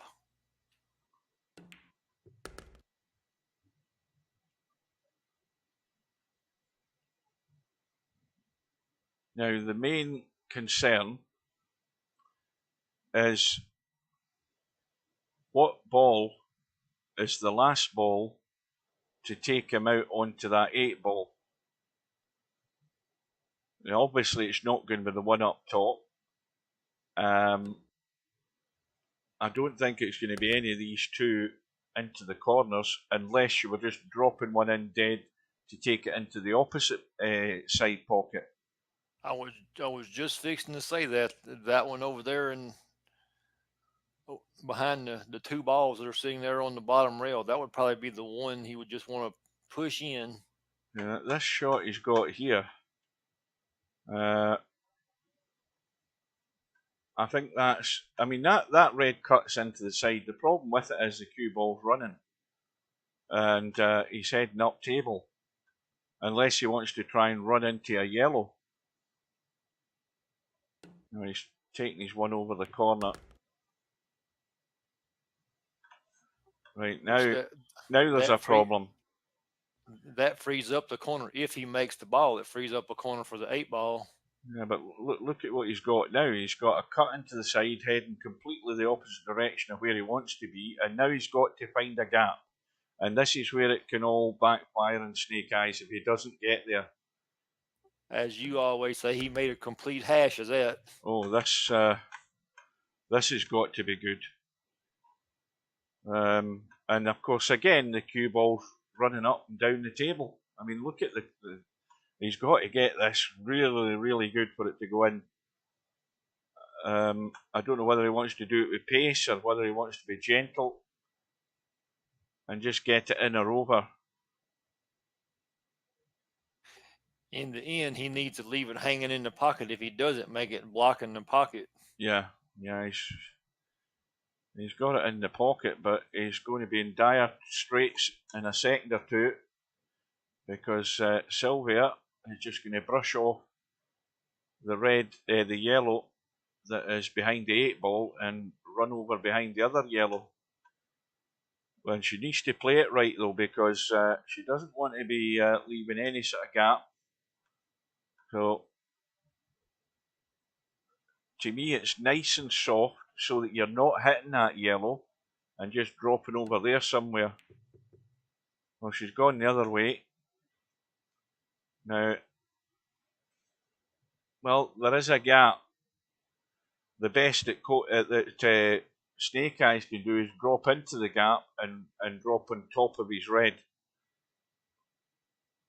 And that then forces Silvia to either try and kick at her other 2 yellows with some crazy angle or push that yellow away. And you see now, with that shot there, Snake Eyes has got Silvia in a heap of trouble. So she's now got to try and skim this yellow. Now, what's she done there? Well, that's it. That's the big mistake. She's missed the yellow. And now, with that ball in hand, as he's chosen to play in bulk, he can deal with the problem. So Silvia sort of walked into that a bit. Admittedly, she put her foot right in it by not actually hitting her yellow, but I think my shot was the better shot. Again, I don't say I'm an expert, but tactically, I'm not far off a genius. And I think if she just skimmed that yellow, so there's none of this running into the corner. If she just skimmed the yellow, left it there, I think that was more of a problem for Snake Eyes than how it ended up. I agree. And well, Snake Eyes, I mean, this is all falling into place for Silvia. And Snake Eyes is getting it all wrong in terms of trying to get the job done. How many racks is that he's thrown away? Especially, I think it's 2 that he's thrown away where he's in the free shot. And this is the thing that Semi goes on about people not using their free shot properly. And Snake Eyes has just dug a hole for himself there. Silvia should never be seeing this 8-ball. Oh, absolutely not. And that pace is good. That's a good line. And we're going to be back all square again. It should have been 9-7. There should have been a 2-rack gap 25 minutes ago, and that never happened. And some things like this, you start to think this could be your day. 8 racks apiece. Snake Eyes finding ways to get himself in trouble. As has Silvia. I think they've equally shared that. But Snake Eyes will be kicking himself there. I don't know. I think he has a little edge on making worse mistakes, like you said, not using that free shot properly. That's a huge deal. He's done it twice where he should have had a 2-game gap. That's where he tops the leaderboard as far as the bigger mistakes go. Yeah.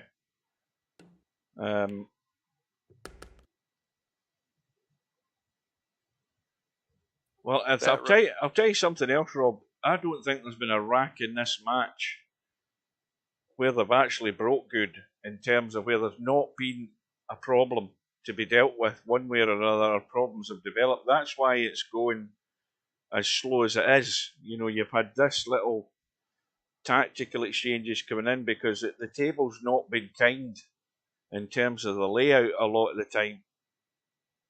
But that could also be down to the fact that these guys are not playing to the same standard that Semi-Pro was earlier on today and dealing with issues rapidly. Oh, absolutely not. They sure are not. I don't think anybody is. He's just hitting. He's taking care of the problems immediately, almost as they come up. Well, it's about 7 minutes away from the top of the hour for our second match of the evening now. We're going to be in a bit of a dilemma here.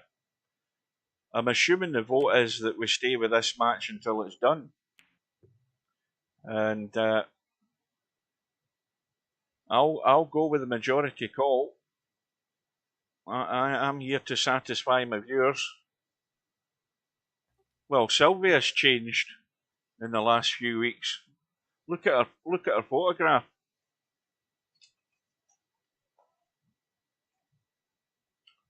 She's a lot worse looking than what she was a few days ago when I seen her picture in the room. I mean, I don't think the pills are working. Good evening to Bill.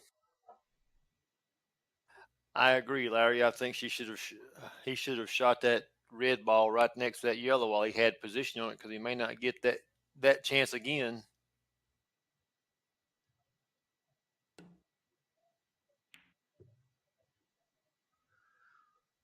So we're into rack number 17. Snake Eyes in the reds, Silvia in the yellows. Snake Eyes with control of the bottom left-hand corner pocket. And Silvia rapidly running out of balls to pot. But, and I say but, she can certainly open the pocket. No doubt about that, but there's a strong chance that she's going to leave that yellow there. Now, do you hit this soft or do you hit it hard? I think I would have a slight blast at this to try and get that yellow out of the way. I'm talking about the one that's in front of the red.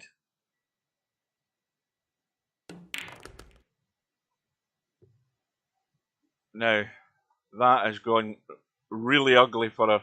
Didn't get a run of the, or Snake Eyes I should say, didn't get a run of the ball. What does he do now? Can he cut that? And why would he want to cut it anyway?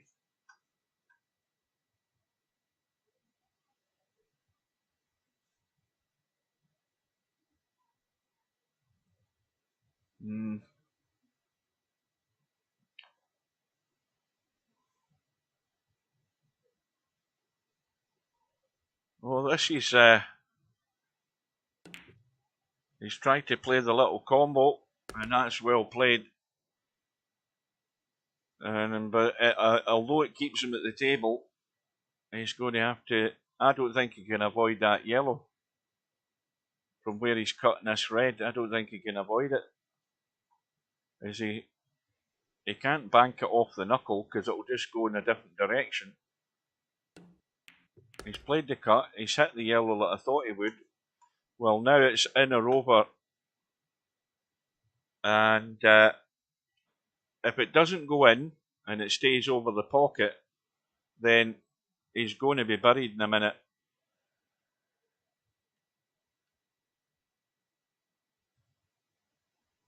But if he gets this in, cue ball's got to be on the 8 ball, I would think. Hi, Hugh. Good evening to Steve. Well, good evening, Steve. Who's that? Oh, we're not Rob. Hey, Rob. Well, this match is going to run over the next match, which is going to start in about 3 minutes' time. That's fine. I need to go get some coffee. I'll be back in a few. Well, there's a good shot by Silvia. That was always going to come. So Snake Eyes now is in a spot. And now this is difficult to read. I've seen a sort of shot like this before, and everybody's getting to the knuckle of the middle pocket like that. It's so damn difficult to read the line. So now Silvia has that free shot, and there's the opportunity to deal with that. In fact, whether you pot the red or you bump it with the yellow is immaterial. You know, you've still got to run the table. 8 balls in the open, so I think where she is now, she might want to tuck that yellow down into the corner pocket and be brave. Again, maybe not get any better than what she was on it.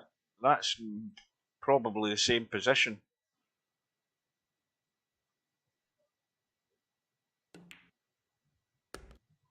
Well, the alarm bells have rung for me because she hasn't dealt with that yellow above the side pocket.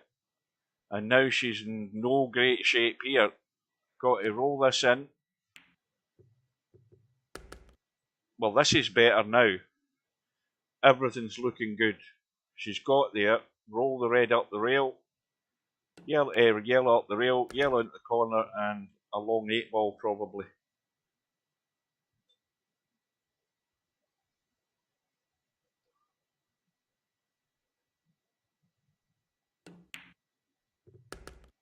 Well, now, provided Silvia can see this through, the pressure stacks onto Snake Eyes on, and of course this is against his break as well. Well, it doesn't look difficult. Well, that's well done. So a good out, and using her free shot, getting rid of the red ball, opening the pocket, table wide open, and found her way out eventually. And Hugh, somebody finally listened and used that shot you say that is the most underused safety ever played. She just rolled right up on top of that ball. Yeah, I think there might have been quite a few players would have actually hit the yellow onto the red, and then the red may have stayed in the table. I mean, there was no reason to do that because the yellow was adjacent to the pocket. You get rid of the red, you're grabbing the bull by the horns and going for the run out. So you just open the pocket by potting that red and not doing something silly. No. When she shot the safety, she just shot that Oh, the ball and safety, rolled it. yeah, Yeah. that we knew that was coming because she had the table at her advantage, and we knew that was going to happen. So But she used the safety you said everybody overlooked. She just rolled it right up on top to 8, just nice, smooth, level stroke. Just let it roll up there and touch the 8.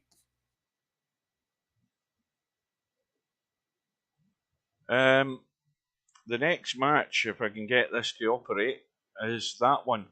Hang on, wrong button. Wait a minute. It's that one there, which has just started, or it should have, provided both players are in the lobby. I haven't even been looking, but I assume that Cobra's present. So Silvia on her break in rack number, what rack are we in? Number 18. Are we having a little break? Yes, we're having a little break. I think we'll have a little break.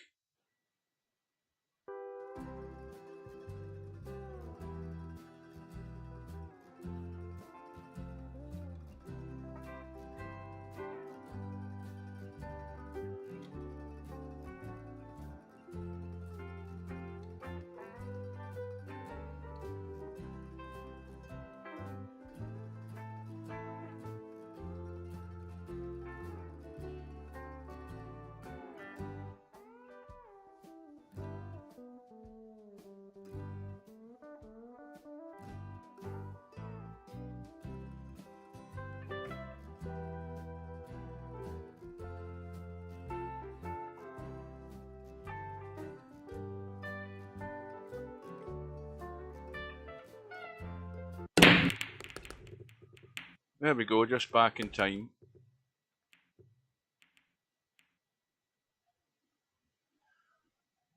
So Silvia's break gives her again a couple of balls, and again a problem. Now I think she just ran dead straight in this red, and the one that is near the yellow goes, so nothing needs to be moved here. She wanted to run through, she hasn't gone through far enough. I mean, that's a big target to get through here onto either of those two reds, and she's fallen short.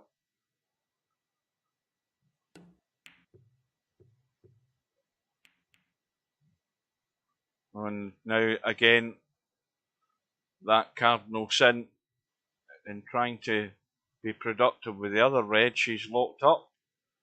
Or two reds now.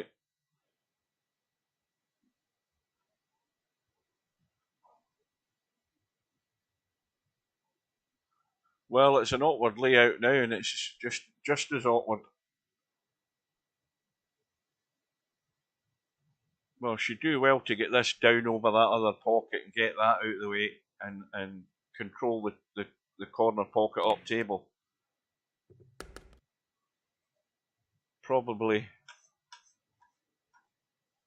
It probably would have been better if it just stayed there. So now, not a lot she can do. I mean, she could just bump the red in the direction of the other red over the side, up in that corner, and just send a cue ball down there. Now let's look at the layout, because I don't think that is really a bad shot. It's not bad at all. I mean, there is a cut there for Snake Eyes, and he can also try and bump his yellow and tuck in behind the other one in the top right hand corner. I think that would be the shot to try and, exact an exacting safety that might be productive as regards a free go if Silvia can't hit one of her balls. That's a shot I would have been playing. I would have been here every day of the week and trying to tuck that cue ball in there. I mean, he's made no difference down the bottom of the table because the red's still over the pocket. He's got a combo with the two yellows. That's fine. But I think he had to try and progress there by creating a problem for Silvia. And he had a good opportunity to do it in my book. And now Silvia's balls are all in the open. So Snake Eyes has, I think he's missed an opportunity there, and it's not looking good for him at the moment. Okay, he's now covered the two reds. He's now forcing Silvia. Well, he's not fully covered them, but he's forcing her to get rid of this red. And now the rack has turned on its head with that one shot.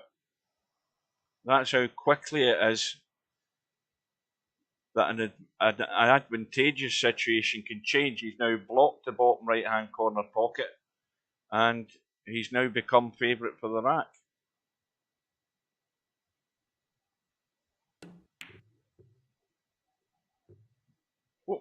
What would you done there, Semi? When Snake Eyes was down here and that yellow was it there, or is it still that one? I can't remember now. But anyway, would you not have tried a safety behind this yellow?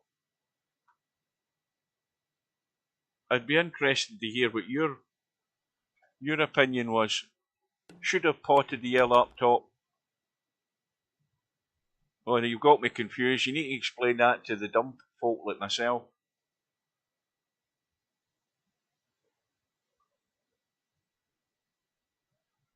Potted the yellow up top and then played yellow-red skill shot. Right, explain that better. You've got to explain that in terms that everybody else understands. Yeah, the safety was high risk of not getting it. I agree with you there.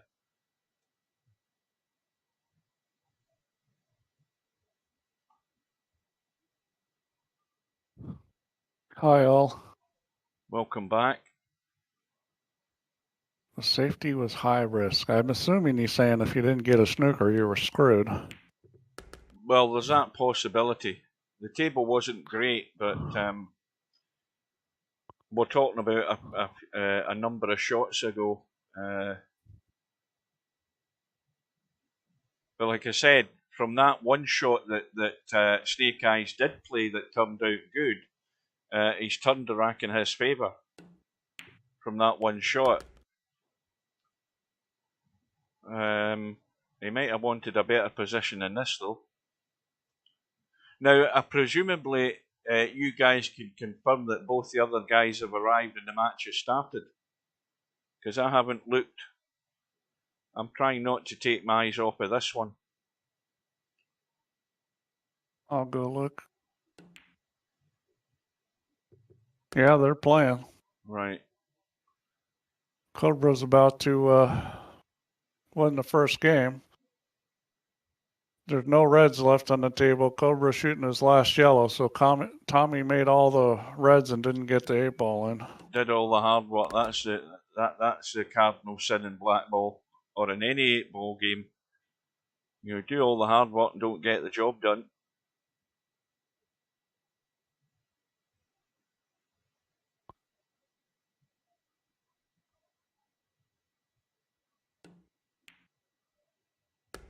Good shot there. Well, this game looks like it's going to go down to the very bitter end here. Oh yeah. I mean, there's just there's no clue as to how this is going to end up.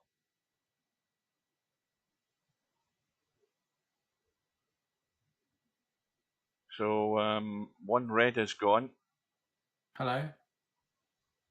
Good evening to Semi-Pro. One red is gone. There, I'm Yeah. hearing myself in your headphones again, or your speakers again. Oh, shite.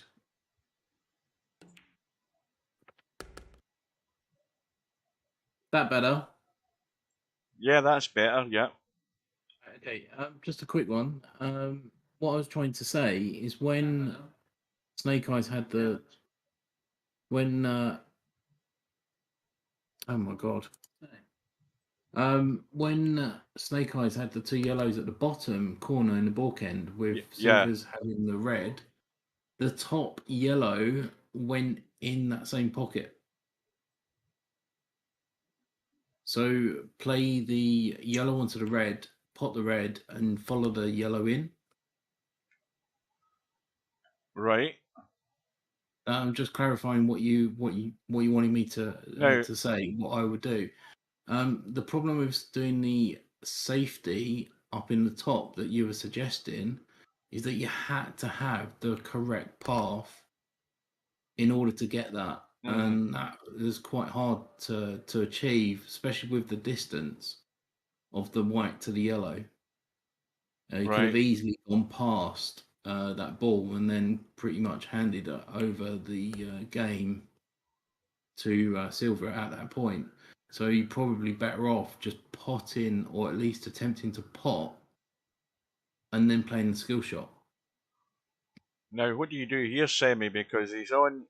Snake Eyes is on the yellow into the side, and he's on the yellow into the corner. And the yellow into the corner, he wants to run up into those two reds. No, you can miss those two reds. Let's have a look and see if he is. Oh, he's fine. See, I can't read these angles. This has got me totally befuddled. I'm a bit behind you guys, so... Yeah, I mean, he could have come out if he wanted to. He could have come out off the rail. He wasn't going to hit those two reds.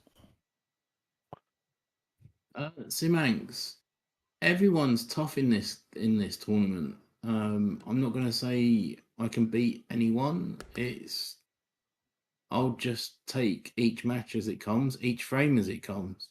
If I win, great. If I lose, fair play. I'm not worried about anyone in the tournament, and likewise, anyone else in the tournament shouldn't be worried about anyone else. Albinario's beatable. That hurt. Well, it'll hurt more if Sylvia can get this done. She should be able to. There's no trouble at all. I mean, she can get on this one red that is the only ball that, has a pocket covered, and she just did that. Now, the question to ask of you, Semi-Pro, is, and this is a big one, how are you going to react when things aren't quite going your way? Are you going to stay on top of it? Well, this is the thing. It's put it this way: are you going to beat yourself, or are you gonna let them beat you? No, definitely not. I mean, I'm on from a familiar game with me, so I mean, a lot of the times. I don't know why Larry's laughing, but whatever. Because I'm trying to he's laughing because of what he was saying. Because I'm pushing your buttons, that's why he's laughing. To be honest, not a lot. I know I shake my cue a lot. It's just more disappointment rather than being annoyed. So, I mean, it's quite hard to... Whoa, that was crazy. Everything's under control, Steve. Don't panic. We just saw a crazy shot out of Sylvia. Yeah, going to what he was saying, I don't really beat myself up. It's just more. I mean, everyone has off days, and I have off days like everyone else. Well, there's a slap in the face if ever you've had one. I mean, Sylvia should have been out there every day of the week. Yeah, she gets lucky and then dogs it. I mean, right now there's some German cuss words being said. Well, put it this way, Semi-Pro. I'll bet. Right? You played a game today that says you're here to win, and that's got that's got the other guys thinking slightly different now. Now that they've seen how you played today, because you played very well. Steve was impressed, and it takes a lot to impress Steve. You know what he's like. But this is the thing. He was very happy. In my head, I don't think I played very well. Well, it looked pretty good to it looked pretty good to us. But this is what I mean with me in the mental side. Well, you're too self-critical then. Yeah, I am. I'm very self-critical. But as for beating myself up, it's just more disappointment that I know what I'm capable of. It's just disappointment of not performing. I recommend PEDs. Go for the PEDs. That'll solve everything. Yeah, maybe a little tincture while you're playing. Just one. A little bit of Paca Loco. Rob's laughing. He's probably the only one here that understands what Paca Loco is. All you freaking guys from the UK are like, huh? What's that? Is that a cartoon? Is this some sort of chemical? Paca Loco is what the Hawaiians call marijuana. Yeah. I was thinking it was something like that. Yeah, that's the Hawaiian term. The ganja. Yeah. Any more questions while I'm on? Or yes, when do you play your next match? We'll see. Cobra's gonna be a tough. Well, every game is a tough game. I never go into a match expecting to win. I just play whatever I got in front of me. I'm gonna play bad shots. I'm gonna play good shots. So we'll see how it goes. If Cobra wins, great. Good luck to the rest of the tournament. And if I lose, I just still got the same chance as anyone else. Well, Cobra has to beat Tommyy first. Right now it's 2-1 Cobra, and he's at the table and will probably run out to make it 3-1. Well, Silvia recovered from her, I was going to say embarrassment, but the fact that she knows fine well herself that table couldn't have been any better for her. As she got it out of her head, as she just... she made a key mistake. That was that game. That was a huge game, to make a mistake on that and have basically a 2-game swing. I mean, if Snake Eye runs out here and, then she's got to win 2-1 on the games and alternate break, and that's hard to do. I think the other thought in my own personal view is that from my side, in order for me to lose, I'm having the view of you've got to play well to beat me in this tournament. Yeah. That's what my ultimate goal is. If you beat me and I'm playing well, then brilliant. That's all I want. All I want really is just to perform, and just if I lose and I perform, it doesn't matter. It's good. It's good match at the end of the day.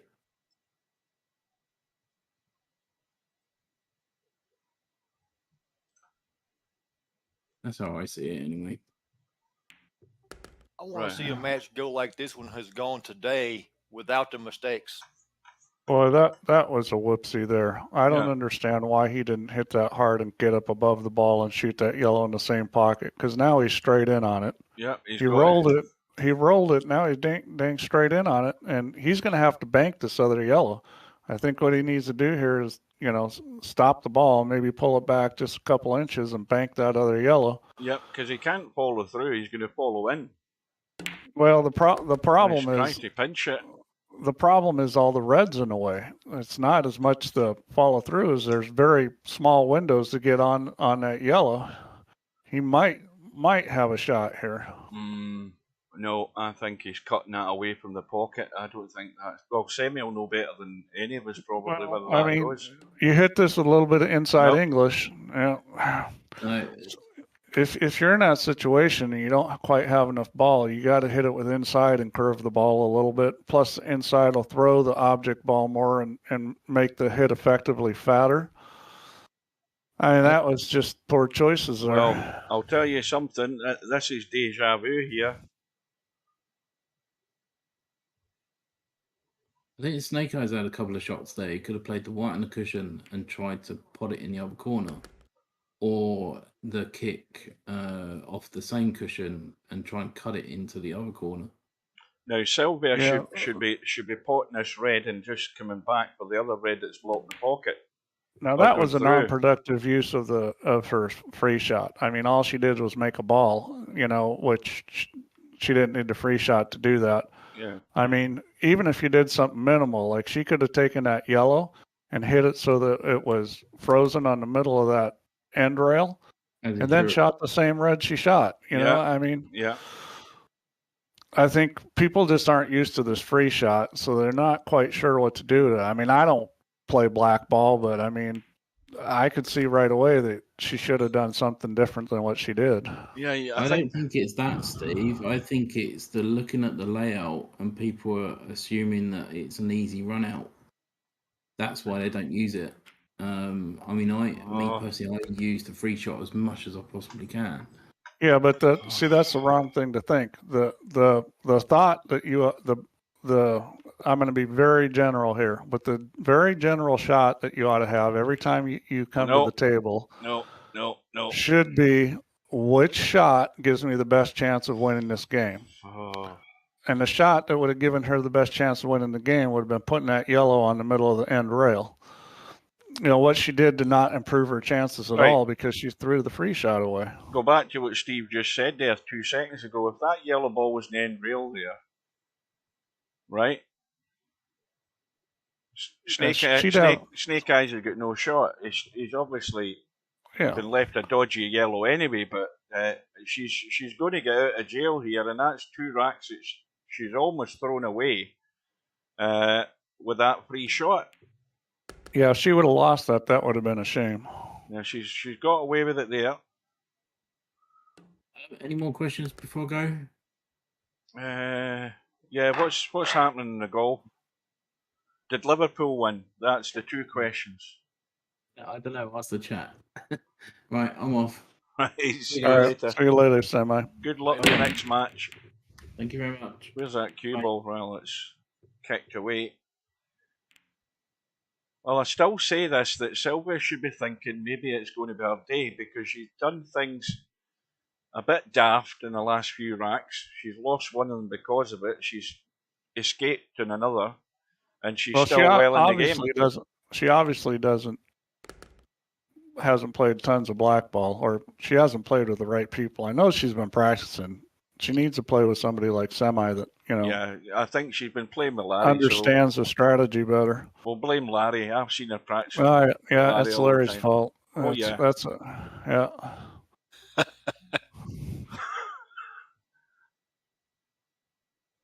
Liverpool, Man City 2. I think Liverpool. And how late? And is that a result, Mark? What time did it start? 4:30 or something? No, it'll be well finished now. Or did it kick off at 5? It'll still be finished. Well, see if she can get out here. This is not a guaranteed out, but it is doable. One thing what we were talking about earlier, Hugh, about you don't instantly know this stuff. I can tell you, I know Silvia pretty well, and she's a very sharp woman. Just because you're smart doesn't mean that you're going to make the right plays, because it's got to be more instinctive from doing it a lot. You're not always going to think of what the right thing to do is on the spur of the moment, unless you've played those sorts of shots before. Yeah. It does come natural to you when you're familiar with the setup and you've played it regularly. All of these guys would be better players had this been the popular game, rather than 9 ball, 8 ball, well 10 ball, sorry, stuff like that. And again, it's like the straight pool championships that we've had. I think quite a few players have progressed their game. Not all, but they have done and benefited from playing in the tournament. If they've watched the streams and seen how particularly Albinarios went about his business. Again, yeah, Albin really improved. He's worked. He's learned. He's picked up, and again, he looks as if he's adapting reasonably well to this game, as I expected him to. So there's the same few contenders that are going to contest this at the end of the day. Well, that was pretty much a do-nothing shot Snake Eyes just shot. That really wasn't very productive.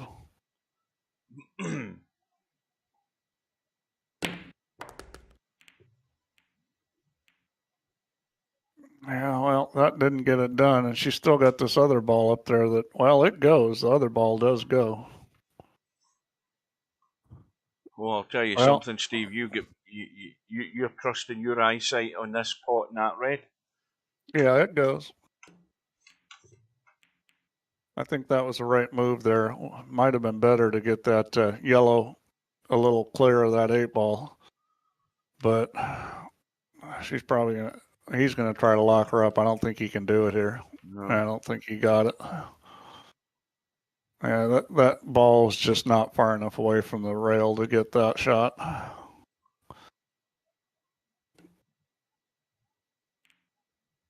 Oh, that's a good shot.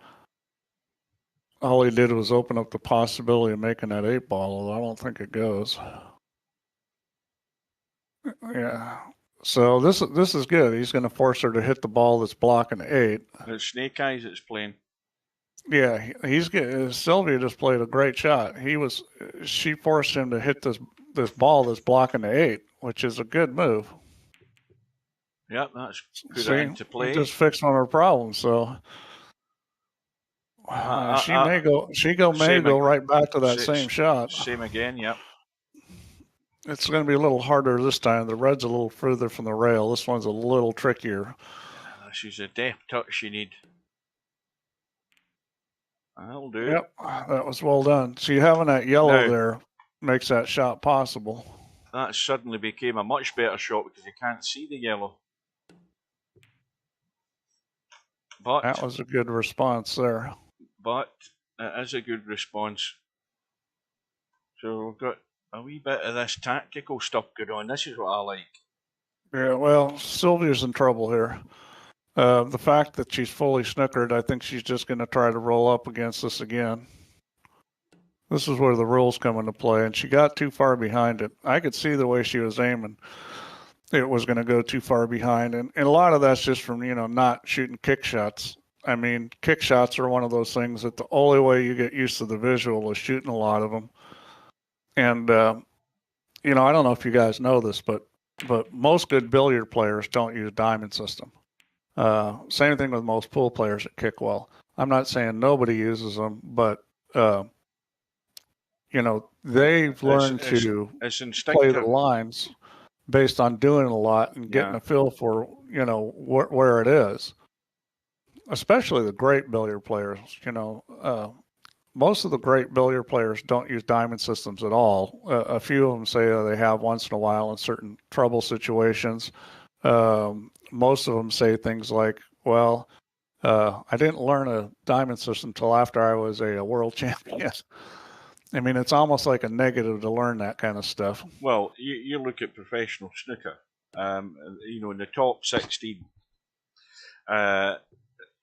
In fact, all the professionals, if you're playing professional snooker and you put your opponent in a snooker, it's got to be a good snooker because these guys will generally always hit it. Did you see that shot? Did you see just put on him? That was a great shot.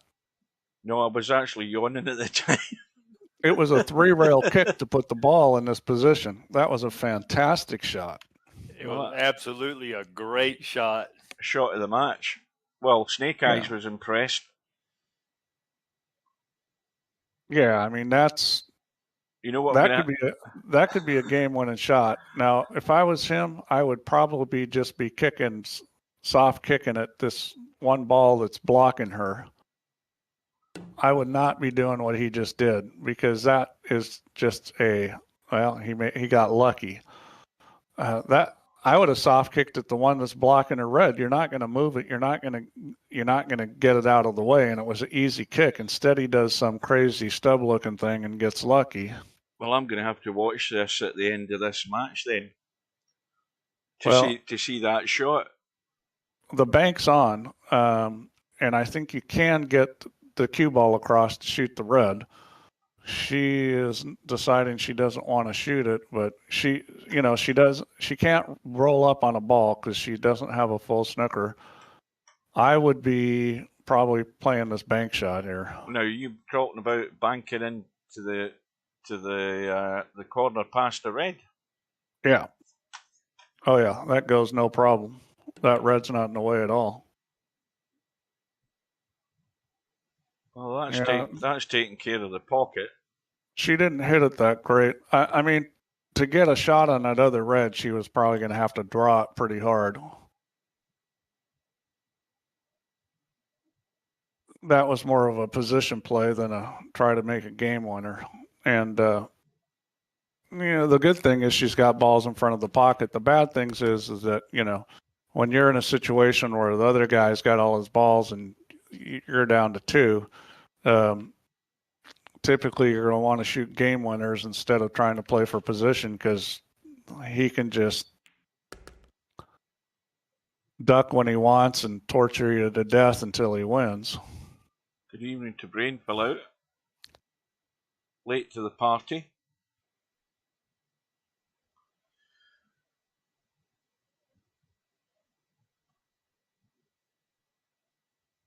Now, he's got one main problem here, that 8-ball. We'll see, and she's got two balls in front of the pocket, so this is one of those things where you're either going to have to move the 8 or have a really good plan of how you're going to get your shot on it. I mean, he's got balls in positions where he can play for, shape on that 8-ball. Whether or not he plays that well to be able to get that figured out, I mean, obviously, if you could come down the left side to just above the side pocket, you stun the yellow in and stun onto the 8-ball into the same pocket. That's one way. Stun over. The other way is shooting the ball in the side pocket and going either one rail across or going 3 rails, or basically 2 into the 3rd rail. But to shoot the 3 railer, you got to go in between the red and the black, which is as it is now, tricky. Steve. Why? I mean, this. I think the only problem is he's awkward on this yellow. But he could, if he was better on that yellow, he could have potted the yellow, potted the other yellow, get rid of the 2 yellows at the top of the table. Rolled this yellow down there, rolled the cue ball through, as you say, pot the yellow on the side and stun over for the black. Sounds easy. She will make this kick. It's a huge target. I mean, she's got 2 balls there. She may make the ball, and I don't like the line. I don't like the line she's taking, but she's got a big target, as you said. Found the gap and got a hit, especially with that. Well, especially because of that rule with the with the snooker. That is excellent, because Snake Eyes can only see the edge of that yellow up table. He's hooked. Yeah. In fact, he can't see it, I don't think. No, he can see something because it doesn't say full snooker. If he couldn't see something, it's not a full snooker. He can see that yellow up table. Oh, I think you're going to have to adjust your parameters here, Steve. He's hooked. Hey, it's geometry and mathematics. Yeah. It's not a full snooker. It's broken. That's what it is. He's hooked. I mean, I'm telling you right now, he can see the edge of that yellow. Well, if it was a full snooker, it would say so. Now, it may be a very thin hair edge, but he can see the edge of that yellow. Well, his eyes tell him he can't. Right. Looks like he can maybe push the ball out past the red and see the edge of it. It was very close. Oh, look at that for a Robbie the Green. See if we can see that again. He flicks the yellow.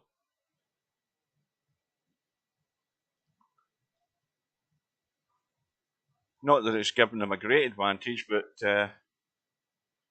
he got a good hit in the edge. I'll give him that. He needs to get smart here. Semi-pro, 1/4 of the ball. He can see 1/4. What kind of dimensions are you working with?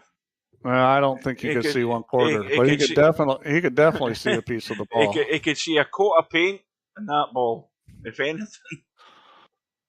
It was tight, but it was there. There's Snake Eyes even thinking that the physics are wrong or your parameters are wrong. He says, "Is this not a full snooker?" See, even Snake Eyes is given. I'm backing Snake Eyes all the way here. Well, part of it's the problem of using a computer. Like a human ref might go up to that and call it a full snooker, but a human ref can't see that it's hair thin hitting. It sort of becomes a judgment call. The computer can. Oh, he's going to have to work this a little bit.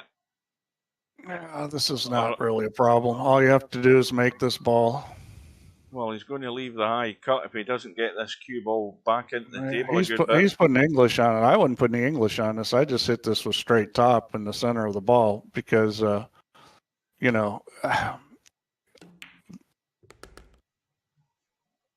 he's okay. Yeah, he's fine.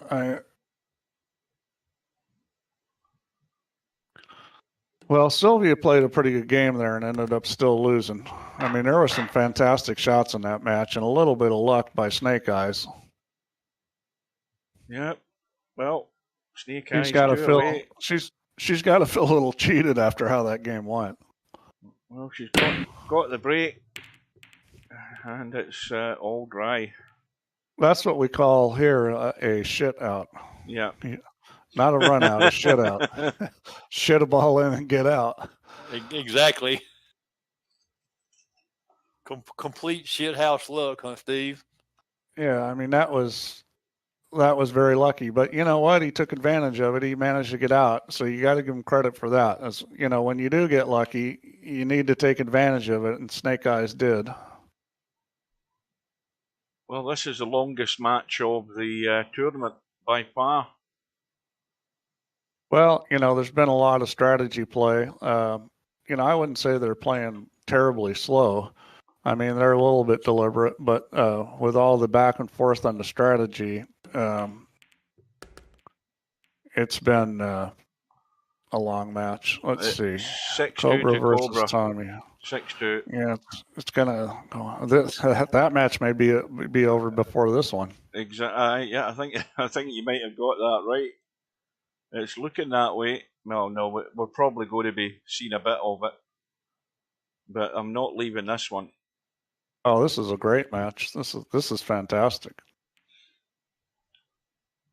And I like the fact that they're both playing some strategy. They're not always doing the optimal thing, but you know what? They're doing a lot better than most I've seen playing this game.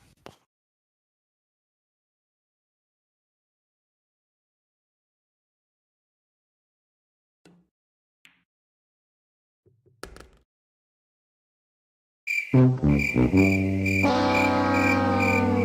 that's now let's see what he does with this free shot here.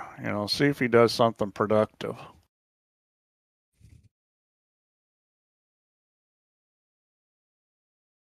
I like the shot he's looking at right here because he's going to move both his problem balls. Oh, he had to hit that other red more full. He barely nicked it.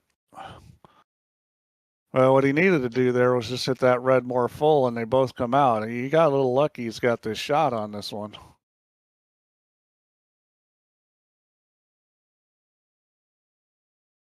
Maybe that's how Snake Eyes is planning on winning this thing. He's just going to rely on luck.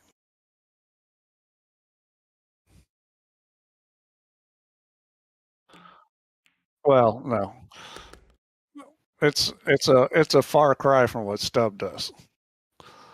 I mean, he did try to play the right shot. He just hit it so poorly, and then he ended up getting lucky. But he did play the right shot. I thought that's what I would have done. Boy, that was a rough roll there. All right, so now we know that Snake Eyes also has the other kind of luck, the bad kind. that was not that kind there.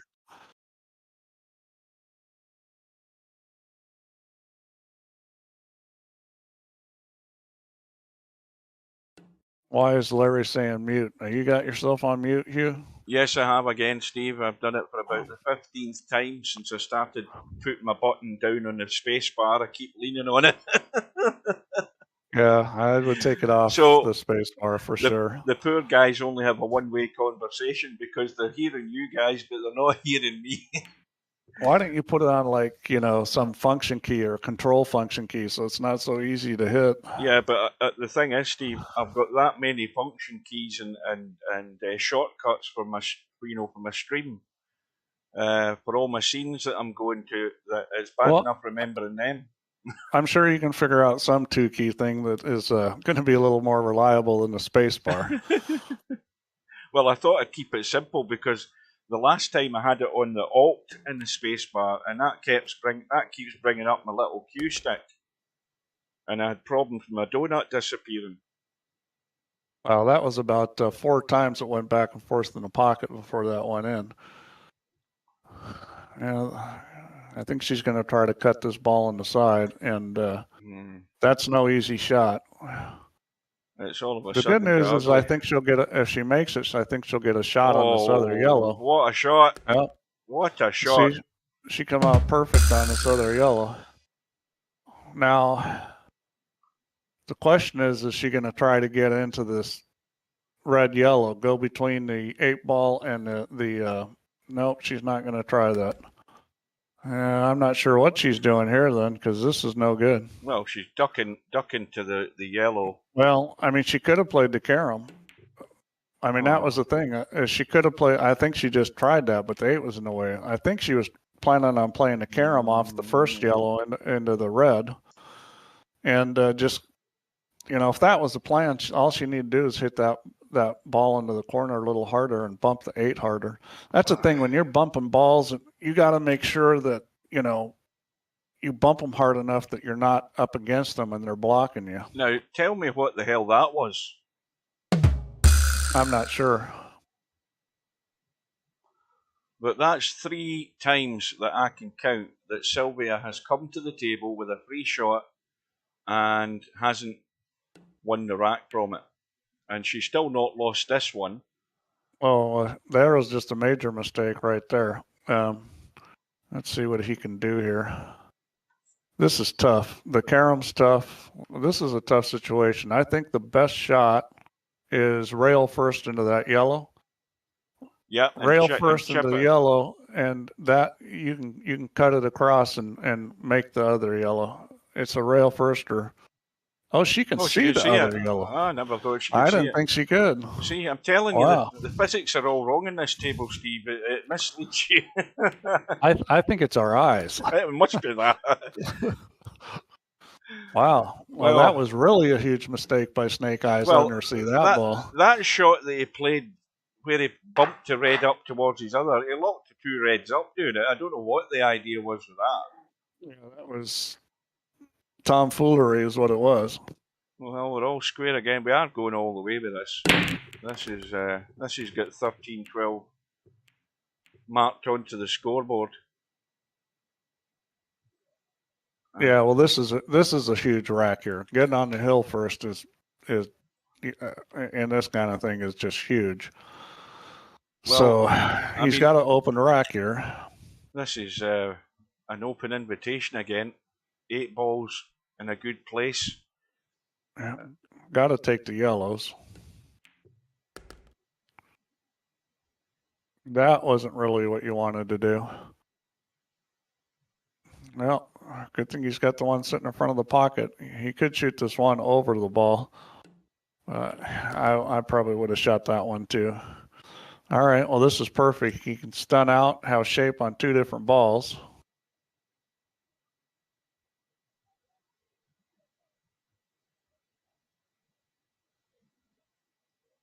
What's he doing? Okay, that's fine. Played a little different than just a stun across, but that's fine.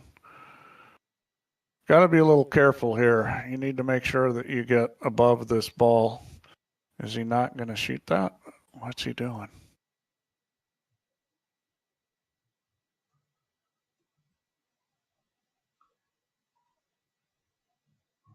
If he's going to go down table, he needs to shoot the one he's pointed at right now.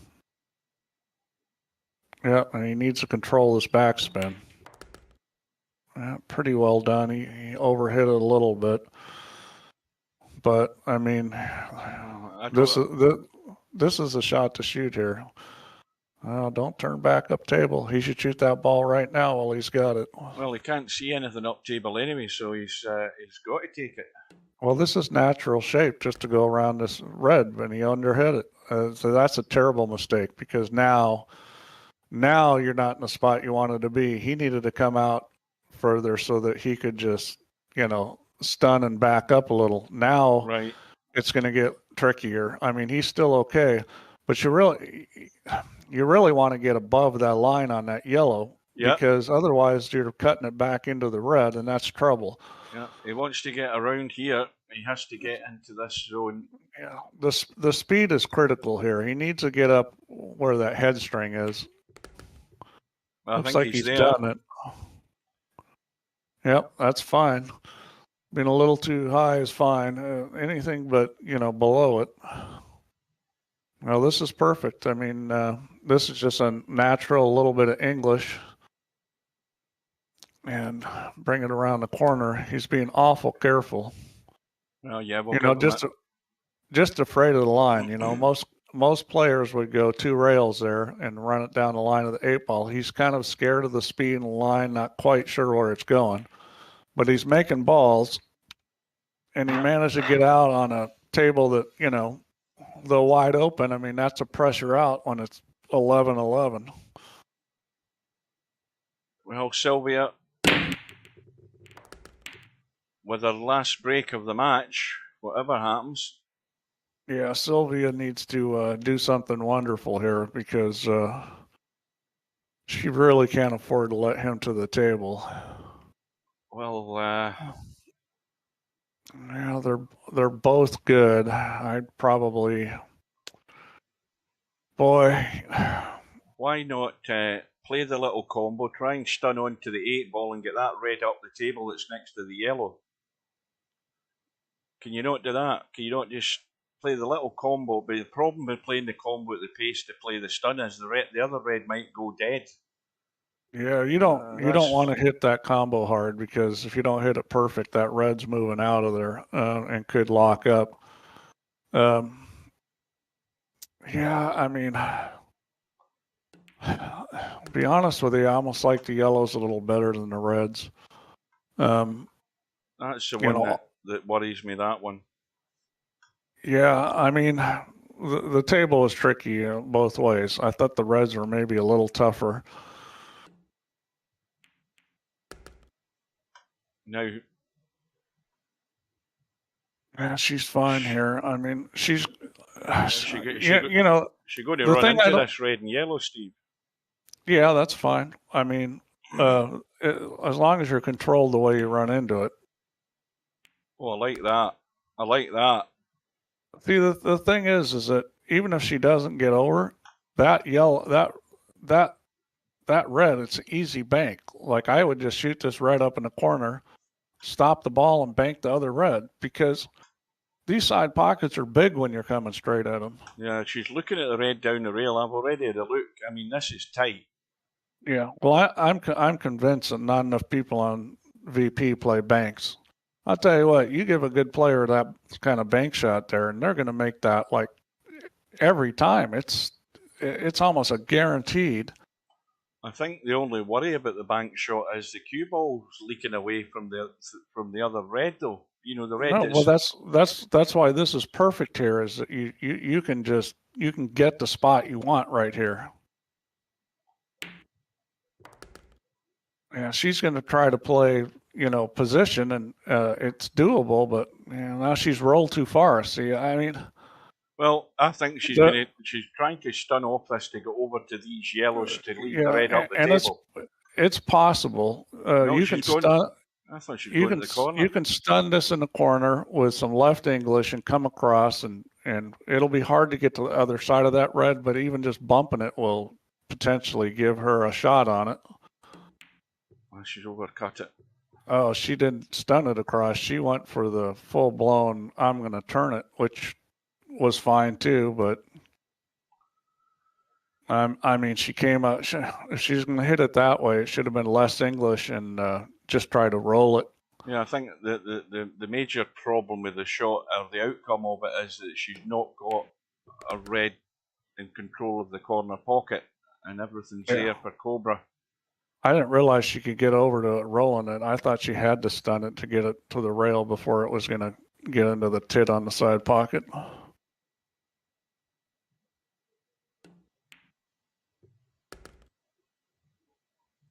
Yeah, I tell you, it's working away from the shots you're afraid of that can cause you a lot of grief. That bank shot was, you know, I mean, that bank shot was at least 90% if you know how to bank. And, you know, trying to play position on that ball wasn't going to be 90%. Well, this is going funny. Yeah, he's in trouble here. This has suddenly went pear-shaped.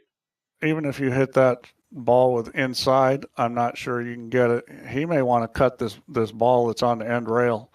Even if you don't get it in, it blocks the pocket. I would seriously think about that. This is real trouble here. Nice. Well, you know what? That was a great shot. I wasn't sure he could get there, but he just did. That was a fantastic shot.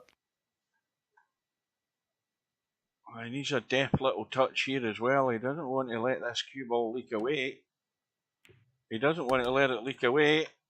He doesn't. Well, he needed to bump the red, but he got away with it. That very little bump on the red slowed it down enough, I think. Yeah, he's okay.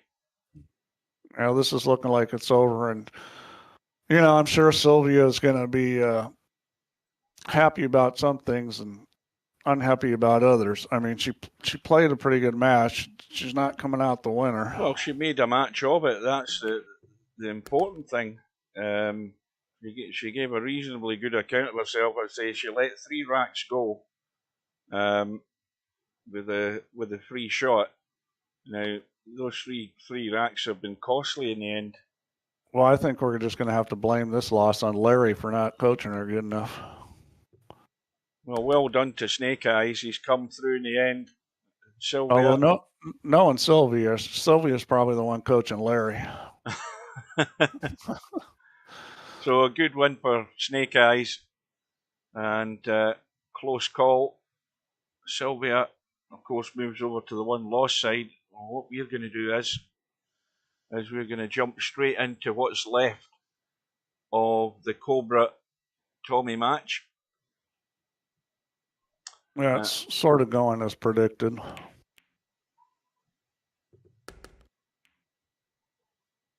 So 9-4 to Cobra.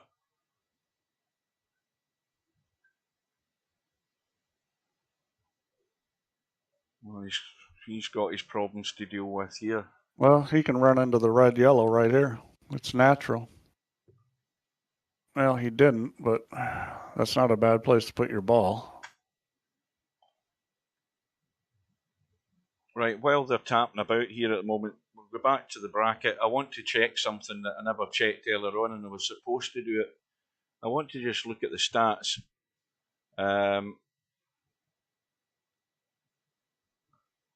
Now we can see Semi-Pro with his match today's now on the Racks Ran list with 10. Snake Eyes has got 8. LS3 with 6. Albinari with 4. The other one was the 8-ball shot. Mark Sharp has had 32 and 24. Snake Eyes 31 and 26. Zangetsu 27 and 25. Silvia 27 and 22. Not an awful lot to be made out of that. What was the other thing I wanted to look at? Right, runouts from the break, that was the one. Semi-pros in the lead with 7. Tied with Snake Eyes on 7. LS3 and Albinario on 3. Silvia on 2. So there's room for improvement there. Back to the bracket. Well, Semi's got a pretty good percentage there. 7 out of 18. Well, Cobra now going for the kill.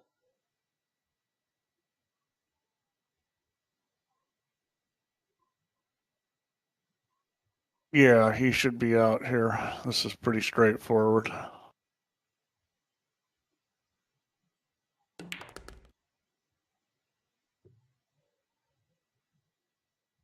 Yeah, see, that's a real measured stroke there, you know, the speed and stuff. You know, he does that well. He controls the speed.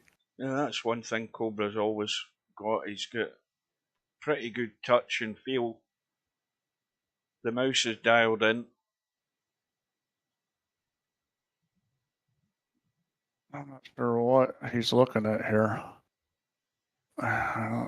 He doesn't want to shoot those balls in front of the pocket. I mean, if you're going to cut one, you want to cut the outer one. Yeah, back across. He's going to try to hit a little soft draw. That's fine too.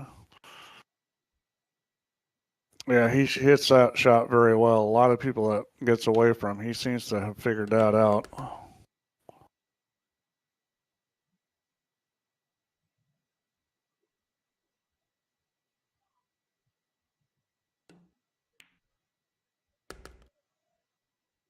This is nice, what I call a ball weight shot. You're just hitting it with the weight of the ball, pocket speed. That's a real important shot in pool. It actually comes up a lot.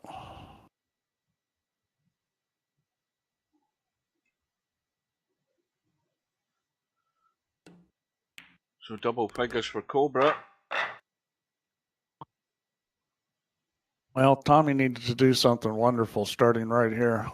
Yeah, I think Cobra needs to do something crazy in the next few racks as well, though. I think that's... Yeah, he'll need help. That's unlikely, though. Well, I mean, the Reds are sitting pretty good. The biggest issue is going to be the 8-ball. Well, not sure it goes by that yellow. Here's a man you can always trust with some good advice. Now remember, when things look bad, and it looks like you're not gonna make it, then you gotta get mean. I mean plumb mad dog mean. I don't know whether that'll work either, Tommy. You need a roll of the ball, and you need not to be missing.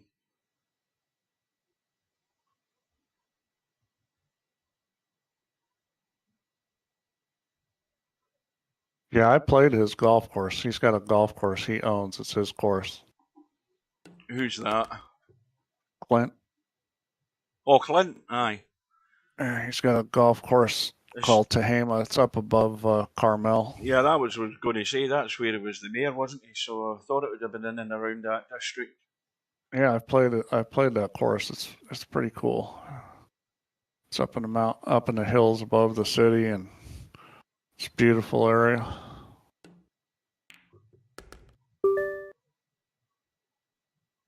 Now Sylvia's making a cardinal sin there. She needs to get into the chat. Oh, she's PMing you? Yeah. She's going to say I'm ignorant again. Well, Captain Obvious. I don't answer PMs when I'm live streaming. She should know that. In fact, she should work it out as well. No, I have not played Augusta, to my chagrin. I had a friend that could have got me on it, but he had a lot of health issues, and I did not get on it. I'm still hoping I do someday. That's a tough one to get on. Well, you see, you've got an advantage at Augusta, Steve. You don't have to jump up and down to see over a hill. Oh, boy. Yeah, the way my golf, I would never describe any part of my golf game as an advantage. I mean, you'd be great in the bunkers as well, because again, you see players jumping up and down to see over the lip of the bunker. You just stand there. I'm thinking go behind this and run into that yellow near the pocket, to use it to slow the cue ball down. Or you could draw in and try to bump the front yellow. You're going to have to bump a ball here, I think. I don't think because I don't think this 8-ball goes by it. If it does, it's so tight. I'm thinking he needs to bump a ball either from the behind or from the top.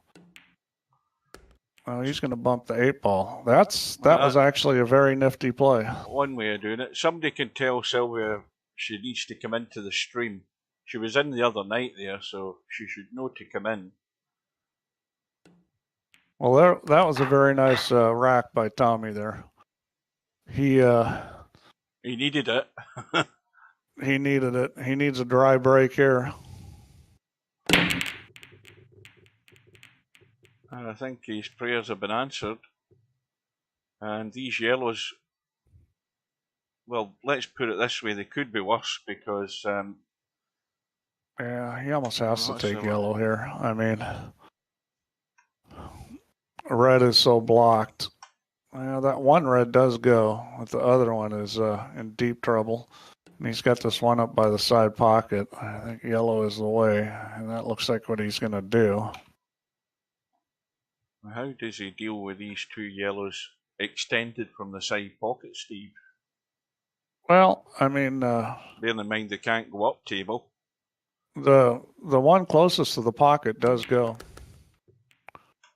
The one closest to the pocket goes, so, you shoot that one. It's going to bump the other one unless you're pretty straight on. Yeah, I think he would like to be where that red ball is. Or in fact, let's have a look. I think he's going to shoot this ball in the side pocket. And now the trick here is trying to control. You need to control the other ball and the cue ball. Make sure you come up with a shot. And this is a little tricky because it's going to want to roll through. I would hit this easy. Try to slow it down. Come on, Silvia. The direction it's going to roll through isn't going to be... Have you read the chat, Steve? Battling all the way in that match, and Silvia's decided to forfeit. Wow, she played a real nice match. I can't believe she's doing that. Get her reinstated. Let her go sleep on it. She had a bloody good match. I'm going to reset the match. That's just an emotional response to losing a tough match. So it's not a good time to make a decision like that. That's, Yeah, I mean, that was the best match to watch in the tournament so far you've just been in. I mean, that's part of the fun of it is all the stress and the nervousness. And that's why you're playing this, to get that feeling, to feel like you're alive. Yeah. Anybody can sit at home on the couch and be a potato and not do anything. I mean, getting and doing something where, you're feeling nervous, that's what you want. That's exactly what competition is. Get the adrenaline pumping. All right, let's see here.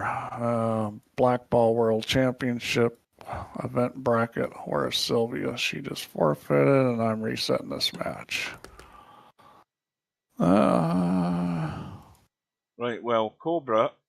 I'm assuming LS3 is not going to be too mad at me for doing this. You'll get a long 3-page essay on why you shouldn't have reset the match from LS3. Possibly. All right, that match has been reset. So... Well, keep on grinding, that's what I say. Yeah, it's been reset. Silvia, think about it. Tomorrow you may feel differently. You played a good match. Just, you want to have that feeling of nervousness and stress. That's what you want. That's why you play. And it's good practice for real life because you're going to feel that in real life too.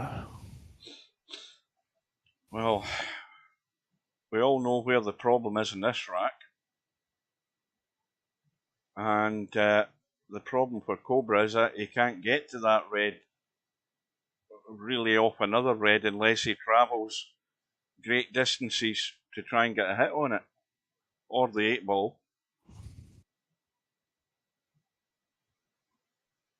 Yeah, well, the way this table's sitting, I've got to think about when you can move it. I mean,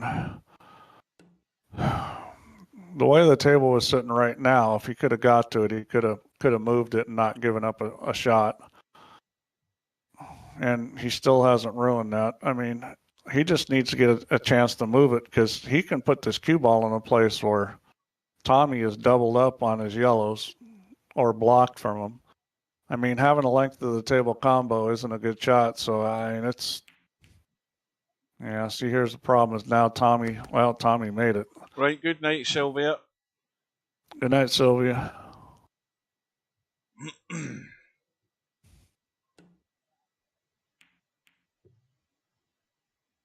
She's just on a bummer right now. I mean, that can be like that, and I've gone on some big bummers.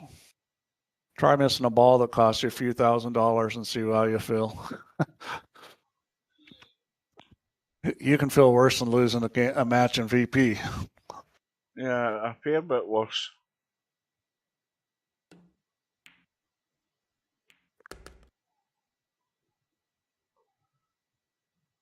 I think she'll get over it and decide to play the match with Gloria. I think it'll happen. Well, I think it should. No reason to think that way.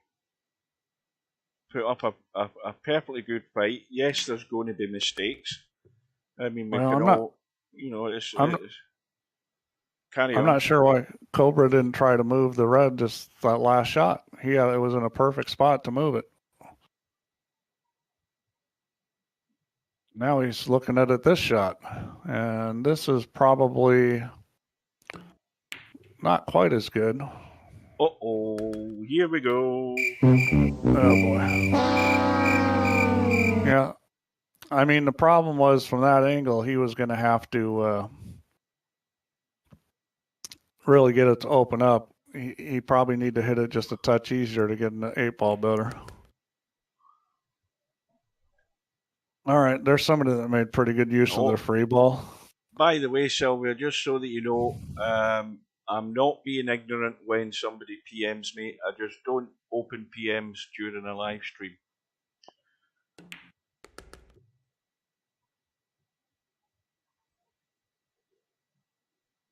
Wow, this is interesting. There's enough room to make it go, but he definitely could. Well, this has got to just be fill it on this. Well, perfect. Took a big chunk of the ball, but it's gone in. That's all that matters. Now get high enough on the 8-ball. Not that high. Not that high. Still fine. That's still fine. This is bedhead territory. You don't want that. This is a famous bedhead cut shot. Yeah, it wasn't the greatest touch, but he's fine. Well, he'll only be fine if this goes in, Steve. This isn't fine. Well, he shouldn't miss this. Let's put it that way. Well, that's cursed him straight away. Forget that. He ain't going in now. Yes, it is. Well played. Well, that's 2 in a row. Yeah, and he's breaking now. It could be 3 in a row. This could be a phenomenal comeback. I mean, obviously Tommyy was not the favorite in this, and it would be nice to see him make a strong comeback and make a good showing, even if he doesn't end up winning. I was going to say, and this is one thing you would say about German sportsmen and women, and this is having a little go at Silvia, is that the one thing that they have is the competitiveness of them. I mean, they're mean demons when it comes to competition. And, let's not rule out Tommyy yet. Yeah, well, try asking an Englishman how bad the Germans are in competition in terms of football. That is, The English will give you a good account of themselves there and tell you. They've always Some played in the back end of the Germans. Some more than others. I mean, if you play Josh Filler, his name is very apt. Josh Killer Filler. I mean, he is just a stone cold killer. He is a phenomenal player, and nothing seems to phase him. It's pretty unbelievable. You know, he kind of, well, he's not the prototypical German pool player. I mean, Rolf Souquet was, but Torsten Homan. Was he German? That sounds German to me. Yeah. No, Rolf was the prototypical, although Homan kind of followed in his footsteps. But Josh is kind of like the new breed. I don't know that much about what's going on in Germany. I haven't talked to Silvia for a while. He may not be the most favored son there. I really don't know. But I can tell you what, he's by far the best player there. No one is even close to him. Well, Tommyy didn't get a good role, but he's played a decent enough safety. Yeah, that's very close to full snooker, not quite. You know, sometimes not having a full snooker is better.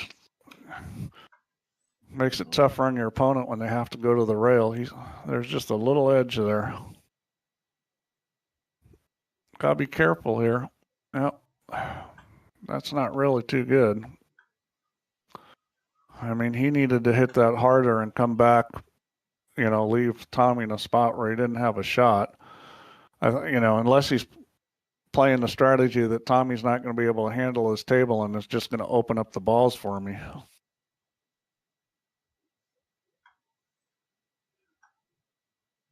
Because there is pretty big trouble here. Those two reds are not in a good place. Yeah, I was looking at the red. That's the one that you can get to, and you know, if you push the red in a direct line up the table, it would go to the knuckle of the pocket. But that's the best you could expect. There's a carom off. You can play that red in the side. You can carom it off the yellow. Well, maybe not. No, that was a stub shot there. That's sort of, I don't know what to do, so I'll just blast him. Yeah, you should know that there's no way on earth that a ball is going to get into a pocket on this table at that pace. Well, it also wasn't going to break up his balls. He probably could have gone 4 or 5 rails and it wasn't going to hit those balls in the middle of the table. Well, everything is okay for the time being until Cobra can get to that red that's above the the yellow that's above the 2 reds, because that's obviously his best opportunity to get to the yellow that's blocked by the red. If we can get the reds and yellows right. He's going to get someplace right now. This angle is a little funny. I think he may just decide to bump this yellow that's by the 2 reds. That's a very straightforward shot. Yeah, it looks like he's going to go forward. This is a little tricky here. I mean, this does work, but he's going to be playing shape for well, he changed his mind. I think that was a wise move. He's played it well because he's on the troublesome yellow and he's also on the one in the side. So that's perfect. He's going to shoot the troublesome yellow first and then shoot the one on the side. Exactly, yeah. He can just bump this red a little if he wants. You know, you just need to bump it on the side of the ball the yellow's on. That's the thing is, as long as you bump it on that side, you're never going to be in too bad a shape. Notice how you say the word fluked, Semi. That was a stub shot.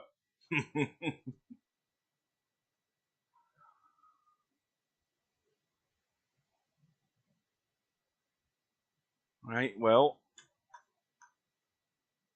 he's got the cut in the side. He's going to have to. Well, is he taking it up table to brush off the red? That's what he's doing. He's brushing it up table. Oh dear. Well, Tommyy. Oh well, I think Cobra sort of got out of jail there with that last bump with the yellow because it's blocked the red. I don't think he was comfortable with that shot with how much room he had with the red. That's the way he hit it, like he wasn't comfortable. Now, Well, he's still got that ball saving him though, because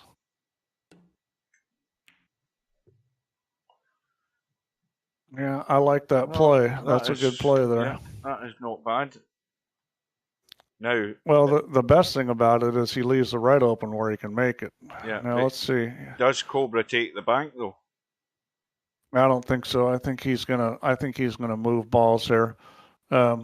One play is just hitting his yellow, banking it off the rail, and putting the cue ball right on top of that red. Mm-hmm. Because then you force Tommyy to move that red, or at least he's got to hit it. See, that to me is a crazy shot. Yeah, he's going all out for it. Yeah, he could have shoved his yellow out and then put the cue ball right on top of that red, and then what's Tommyy gonna do? He's going to be kicking at balls and potentially moving the trouble ball. That was too low a percentage, that shot. Yeah, but in doing so, he's now forced Tommyy into going for it, because he's obviously blocked this pocket for these two reds. So Tommyy now has got himself into position on these two reds. He's got to take one of them certainly, and he's going to take the one on the right. Take the one on the right and stun it over and shoot the other one. Oh, he's going for one on the left. I think that's running away. Yeah, I don't get that. Well, it'll work. You can stun that one too. I think the one on the right's an easier shot because it's just natural stun to be perfect on the one on the side. He's going forward, which I don't get at all. See, that shot that he's about to play, he's going to go forward, but that's going to mean that he's going to have to go. No, he's pulled the tip down. He stopped it. Right, good. Yeah, and that's fine. I mean, I would have shot it the other way because I thought it was easier, but that works too.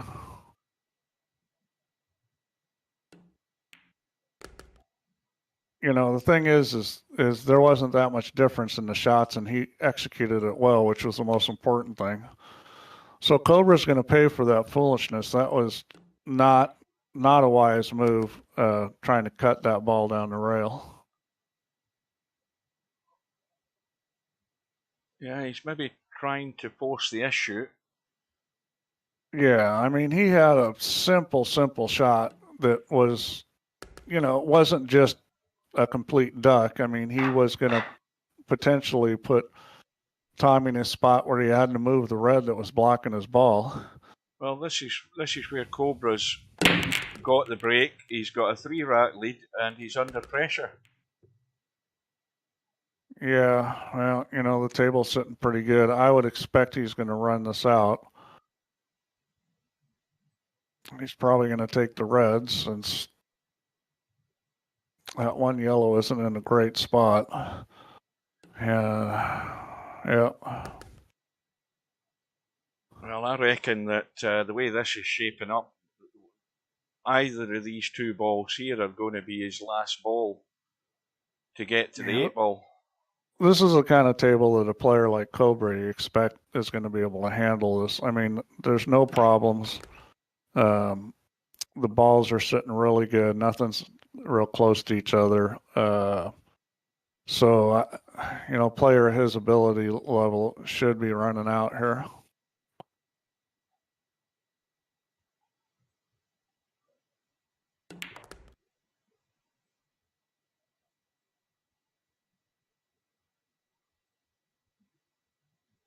Now, is he going to the... He's going to slide straight across, I would imagine, and then shoot the one ball in the corner as long as he's on it. If otherwise, he's going to have to shoot the hanger. Yeah, that's kind of what I expected. He came up a little short on it. So that much. You're better off coming up long on that ball because you've always got the hanger if you need it, but he's okay. He got far enough. He's going to try to get on the other side of this one red. Yep. So red in the pocket and then red along the rail and onto the 8 ball. Yep. That's the ticket. That's not good. All he had to do was he wanted a little angle on this. I mean, he'll be okay, but straight in wasn't where he wanted to be on that ball. Wants to get to there. Because, you end up with this instead of he could have been 2 feet further up the table. Now, this shot does bother some people, especially the ones that didn't listen to my trick about visualizing the ball below the rail. Oh, dear. And it did bother him. He missed it by a mile. That was a big miss. I mean, that has missed it by a diamond. I can tell you what that was. Is Cobra probably did listen to my tip, and he's never done it before, and he tried it right there. Well. Wow. Well, but, that was all caused by the fact he stunned that ball that was in the pocket in a way that he got straight in. But Larry's just pulled you a jinx, Steve. He hasn't.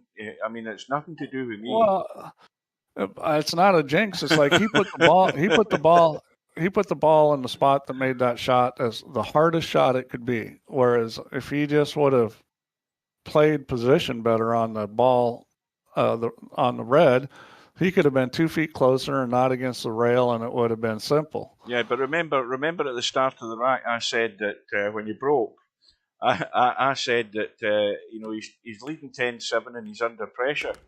You said you should run this out, and you put all the pressure on him, Steve. He should have run it out. But it's just one little thing. He made one little boo-boo of having the ball an inch out of position. But to me, that was kind of silly because he didn't have to stun that ball. He could have rolled that ball and made sure he had angle on it. Mm-hmm. And, he stuns it and then he ends up straight in. It's a very little mistake, but it ended up causing him to miss that 8 ball. I don't think he would have missed that 8 ball if he wasn't frozen on the rail. Yeah. I mean, visually, that is a difficult shot to aim. That's why I've got my little trick of visualizing the ball below the rail, because I can't aim that shot with just my Q-tip very well. It's just, I can't do it, and obviously Cobra can't either. Well, this is, I don't want to curse him, but it is going to be 4 in a row. Yep. And he did need help from Cobra, and Cobra has obliged. Yeah, but you give Tommyy credit. He's played very well the last few racks. He's not backing down. He's firing away. I mean, Cobra may have a higher gear, more speed, but Tommy's hanging in there, and you never know what's going to happen. Cobra gives him a little more help. He continues to play good. Maybe gets a little luck, and it could turn into a win for Tommyy. He's not the favorite from here, but you never know. Well, Tommyy, when he needed a ball, he didn't get it.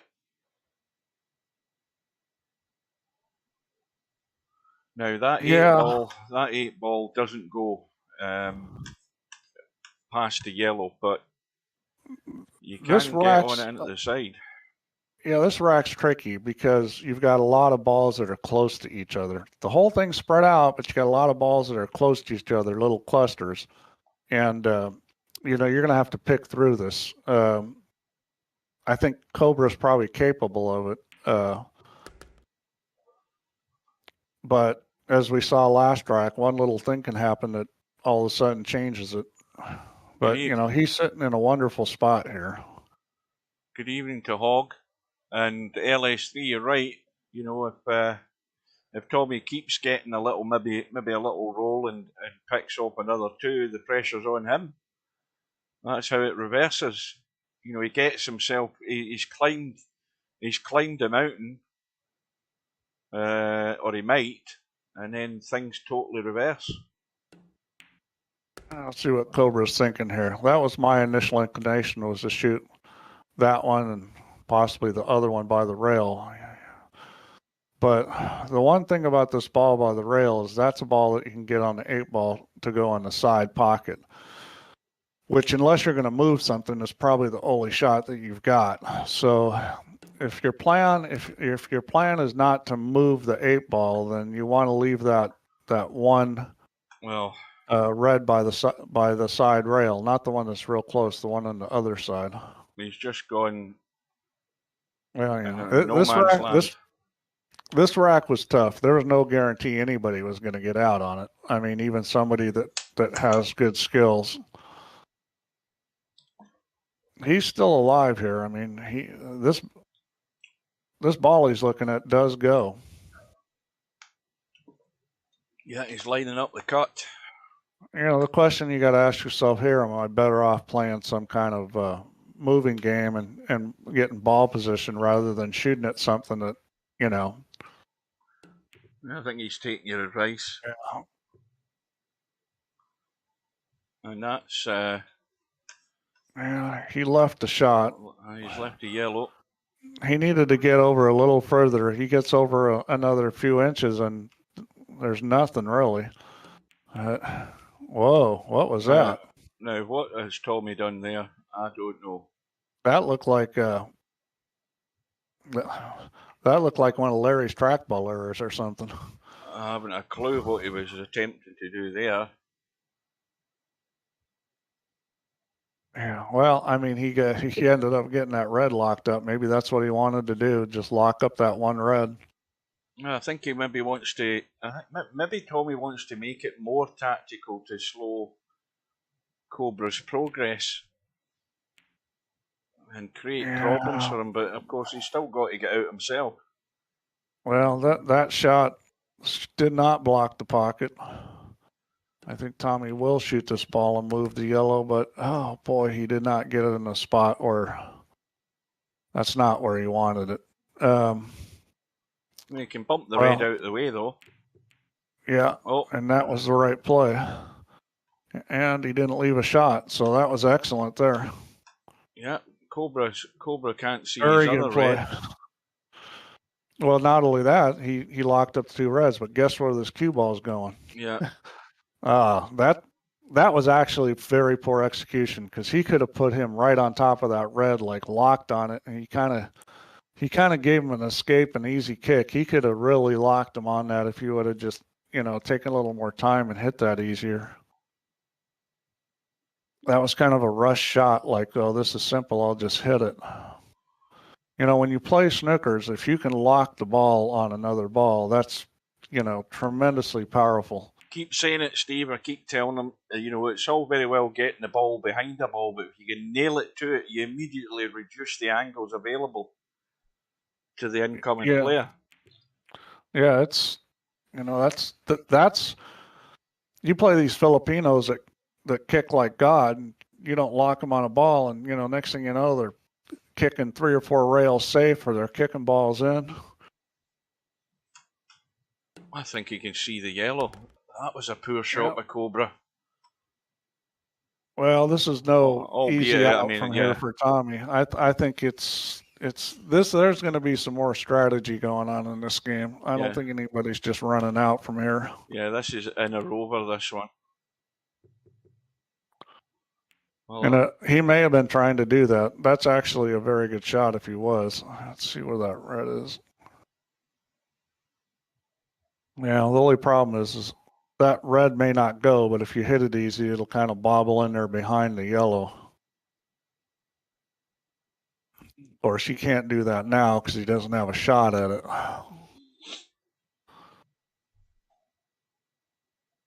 I'd seriously be thinking about banking this one red if I could do that and not give up a shot.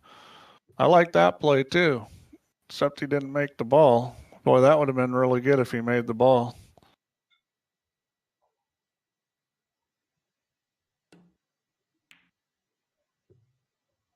Oh, that was a really good idea. Unfortunately. Well, the thing is that he didn't get the ball out of there, though. Yeah, but Cobra can only play the one ball, and it's his, and it's next to the yellow, so he's got to try and keep it there. Well, there's a shot for Tommyy if he gets a snip at that yellow that's just to the right of the white. He could play the combo on the red onto the yellow and get it over the pocket. If Tommyy gets anywhere down this end of the table, well, he's going to nail him again. Oh, I like this. This is my kind of entertainment. I love the strategy side of it. My estimation of Tommy's 8-ball skills is going up. He's making some very smart plays here. And that's now opened up Tommy's yellow in the rail.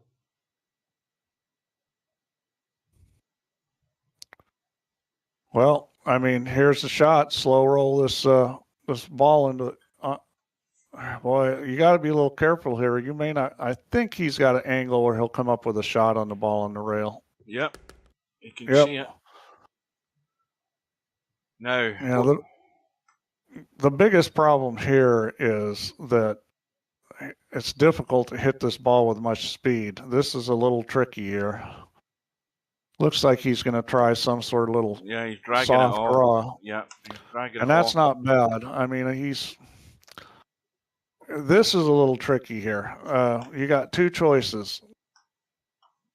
You can either try to go forward with right English, which is kind of tough because you're going to hit a lot of 8-ball, or you can try to draw it, but you can't draw it that much because you'll get the cue ball going at the reds. You need to kind of force it through that 8-ball.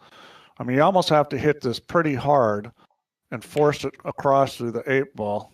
He decided to bank it, which, that's not a terrible choice the way the table's sitting.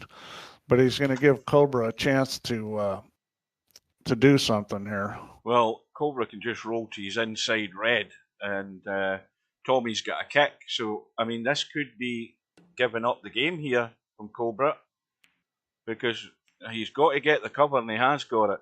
He's got it. Yeah. Well, I can't fault Tommyy for picking that way. I mean, getting on that red where it was. And that's where, when he shot that yellow, I think he just needed to be more aggressive there. Maybe take a chance. Because if you knew when you got there your only shot was a bank, that was fine if you were playing that in advance. But if you got there and then you kind of went, oh no, this is no good. We've all done that. We play position for a certain spot, then we go, oh no, this is no good. I quite like the line. Well, that's a good shot.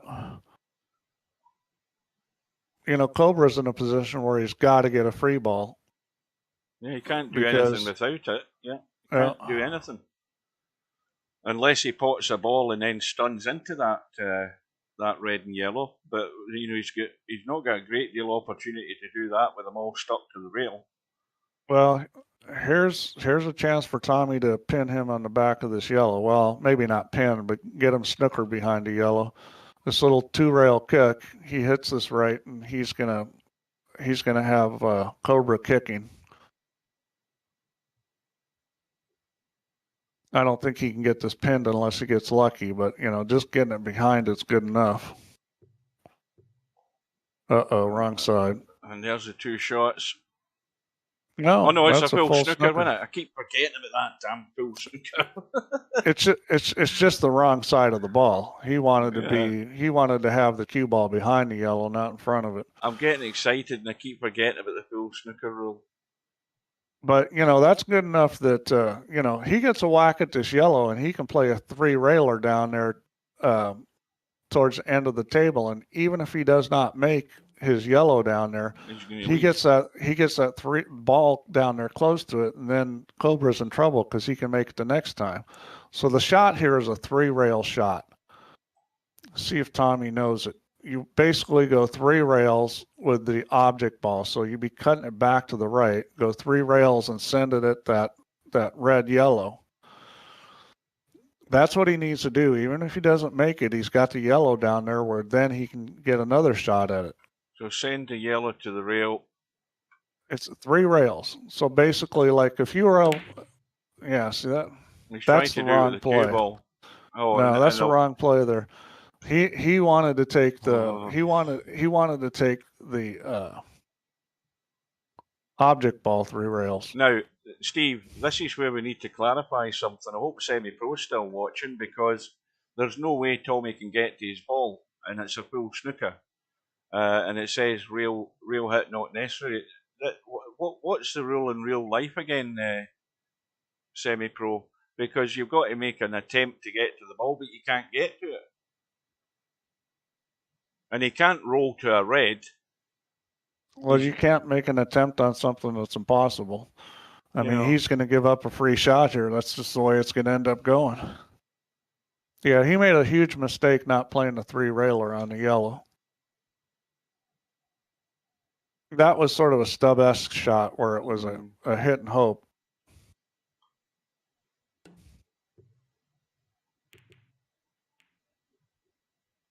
Well, the free shot's going to take care of the problem yellow. Yeah, this is a little tricky right here, though, you know? Well, I mean, this is not guaranteed he's going to come out with a pretty-looking table. Cobra's just said re-rack rule doesn't exist, but there is the call a draw, which was that incident that we had in the match I was watching, or a challenge room I was watching with Potman. Yeah, you can call a draw. That's what you use for the re-rack. And that's exactly what I was talking about. Cobra doesn't have to come up with a shot on this. And he didn't.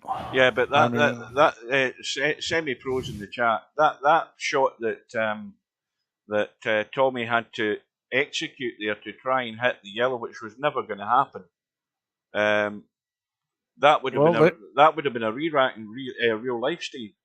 They can still call it a draw right now. Exactly. Now that's the point I was making, that Tommyy probably wasn't aware of that, and that's where the rule. I mean, if you hit escape when Tommyy had that shot, it would have said call a draw in the menu, and Tommyy didn't know that, I don't think.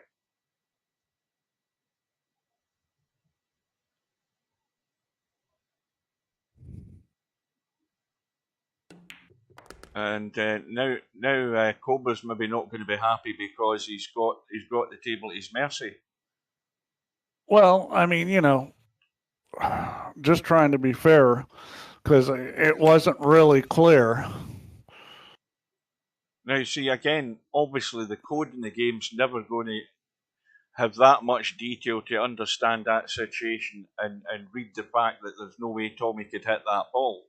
But in real life, the referee called it as it could potentially, but you know, there's could be some potential subjectivity to that. There wasn't there,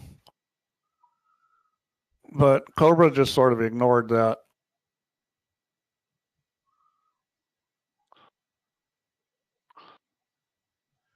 Well, I'm staying out of it. Well, I mean, Cobra really should accept that. I mean, because that's what we've got right now, since we don't have a forced re-rack. Well, there's nothing like having a good match and then having a controversial moment. That's top entertainment in viewing.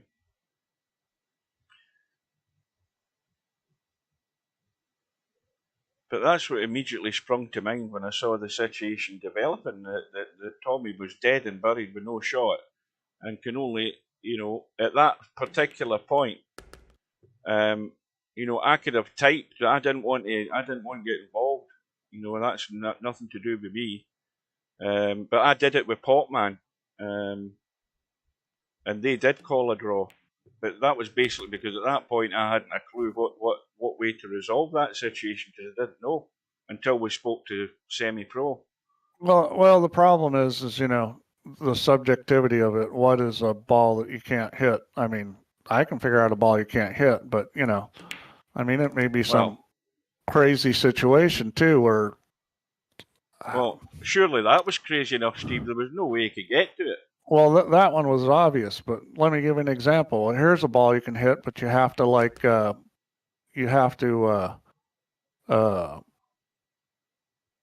only way to hit it is like maybe off a bumper or something like that, you know, off a corner of a bumper or something crazy. Yeah. I think the more important thing is in the context of the match. I mean, you've got a battle going on between these two guys, and now the sort of pressure's been eased slightly by, you know, an incident through no fault of Tommy's, and really no fault of Cobra's either, because he's only going to do the right thing to lock Tommyy up. I'll take the blame for not making it clear how to handle that situation because, obviously Tommy didn't know he should ask for a draw there.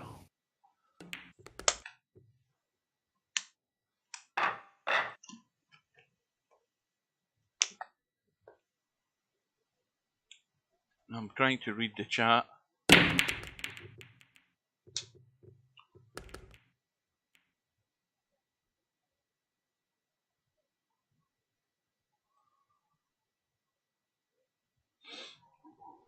Well, anyway, Cobra's on the hill.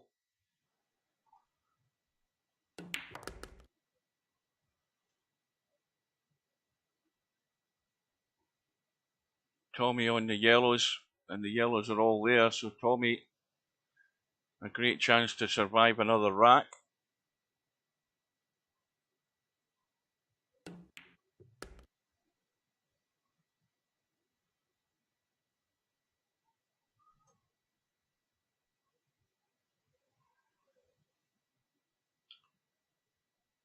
The only thing I don't like about it is the fact that, his last yellow is the one that's one of these little dinks along the rail, and the red's awkward. Oh dear, I think Tommy's taking his eye right off it. I think that might have affected him more than we thought, because he should have really rolled that in. He stunned it, caught the knuckle, and we know what happens. But his yellows bumped the knuckle and locked the red up, so that's a bit of a lifeline.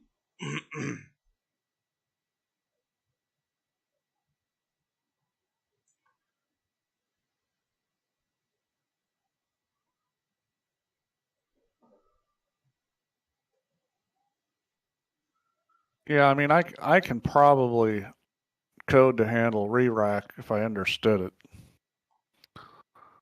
Because, obviously in that situation, no matter where the cue ball was, you couldn't hit the ball. So that one's Cobra an obvious down here. one. Oh, but he's got himself pretty much corner hooked. I think you can see he's... But you could have situations where there's only one particular spot on the table the cue ball could be where you could hit a ball. And having that ball in the spot is... having that cue ball in that spot would be very unlikely it ever would happen, So from the point of view of a player, that's like, this is impossible. I'll never be able to hit my ball. But, I don't understand how the rule works is the problem. Well, and I mean, and if this was a real life game, this is my interpretation of what Semi-Pro is saying. The ball's landed in that situation, right, in that corner pocket. The referee has a look at it and immediately, I don't think there's no way the referee's offering anything to the players. The referee is calling a re-rack, that it can't be hit, so it's a re-rack. End of argument. I mean, nothing's up for debate. Now, Semi-Pro could correct me or not. I understand that. The problem is in trying to write code for that. That's a situation that's obvious. That is what I said to the guys, that this would be difficult to write for you. You have to write code for everything. Yeah. Like writing the stupid free shot code for snooker took forever. Because it's not very clear in the rules how that works, even though the rule page for it's a full page long. It's about 6 or 7 paragraphs. It's still not clear. And, Well, the thing is, it's maybe not clear to you who doesn't play snooker, or to people who are not familiar with snooker and watched it long enough to know these sort of things, but it is clear in snooker. No, it's not clear to the people that have watched a lot of snooker, because they don't understand the rule. They think they do because they've seen it on TV. Well, I understand it. I went through this time and time again with a lot of people, okay? And I said it's this way. Every single person I talked to, including you, said, no, it's not. I said, no, the way the rules are written, this is the intent, and this is the way it is. So finally, I had Les ask Michaela, and guess what? I was right. So every single one of you guys that told me you knew how the rules were, You were all wrong. In terms of a foul and miss? Yes. Well, every single person that told me what it was wrong. Right, what was it you asked me then, Steve? Because this was like 8 years ago. Well, it just has to do with how foul and miss is called. What's considered a foul and miss? Well, I remember telling you 8 years ago, Steve, that as the rules stand and have been for a number of years, even before VP4 came out, the rule was plain and simple. If in professional snooker, right, the player is snookered and he tries to hit the ball on, which in this case is either a red or a colour, and he doesn't hit it, end of argument. It's a foul and a miss. And that's not true. Unless he's already needing snooker.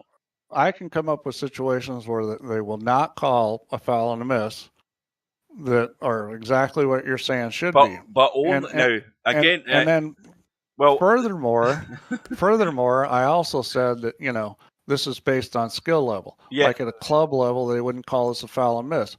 Everybody else said, "Oh no, it's this way for everybody." And I verified. I actually talked to some guys at snooker clubs, like top amateur players, and I said, "Do you guys call this the same way?"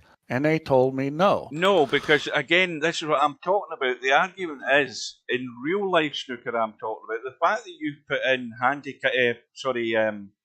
skill level, call a foul and a miss, and not call a foul and a miss. That's immaterial.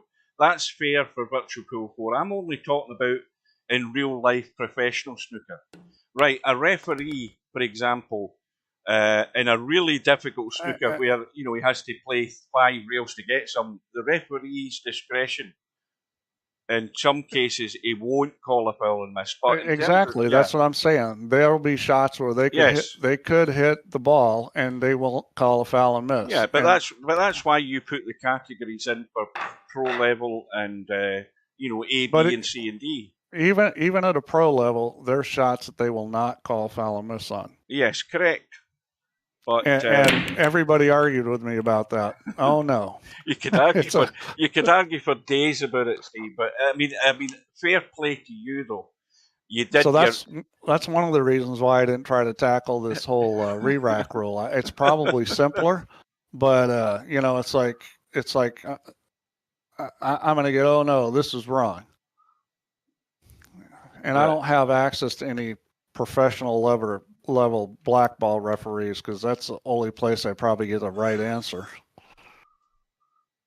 Michaela Tabb might be one of your better people to contact again, and I'm sure she's done I don't know if she does blackball or not. I'm sure she's been doing a lot of pool. I'm sure she's done a lot of that before she elevated herself to the ranks of snooker. I see she's working in the States. I think she was doing that 10-ball tournament, wasn't she?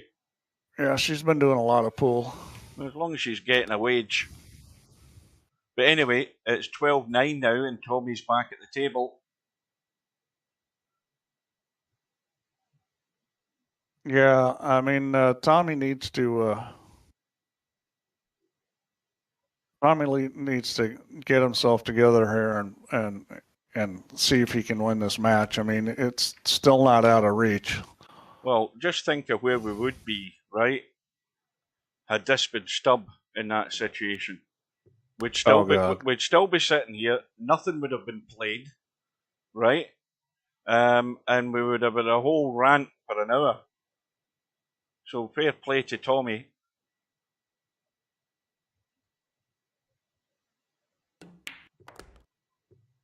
Yeah, well, guys, in the future, anybody gets in that situation, please say to your opponent, let's call a draw. Yeah. I mean, I was going to jump in, but I thought, the guys in the stream, they'll say, what are you doing interfering? I thought, no, stay out of it. Because that's really what I should have done. And just stopped them playing for a minute so we could discuss it and let them know where things stand and what the outcome should be. But I can agree with you more, Larry, but at the English and Scottish think that that's a great rule.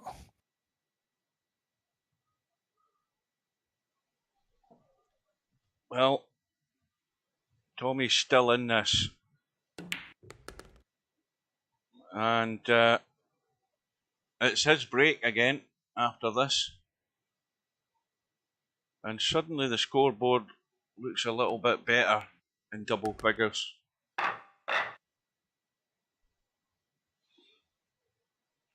Well, I don't think I've enjoyed a session of VP4 streaming better than this one.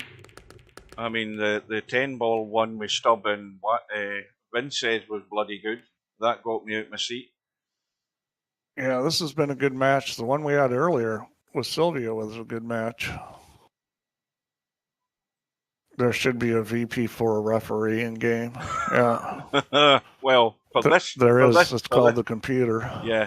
Yeah, but for this game and for the particular situation that we've just witnessed, yes, in that sense, I would agree. But who's going to be the referee? That's the point. I'm staying well out of it. So Tommy's had, 2 reds in the break? How does he get out of there if he's taking this red? Well, I think he was trying to be clever. I think maybe just to get it over the pocket, and maybe if he got it in, hold it for that other red next to the yellow. But of course, he could have run into the yellow there. Yeah. Let's have a look. That red goes. But he's already got himself in control of the top left-hand corner. And Cobra. Well, the table was still open. That's the problem. Oh, right, I forgot. Yeah, I've just realised again. See, I'm not paying attention to these bloody rules.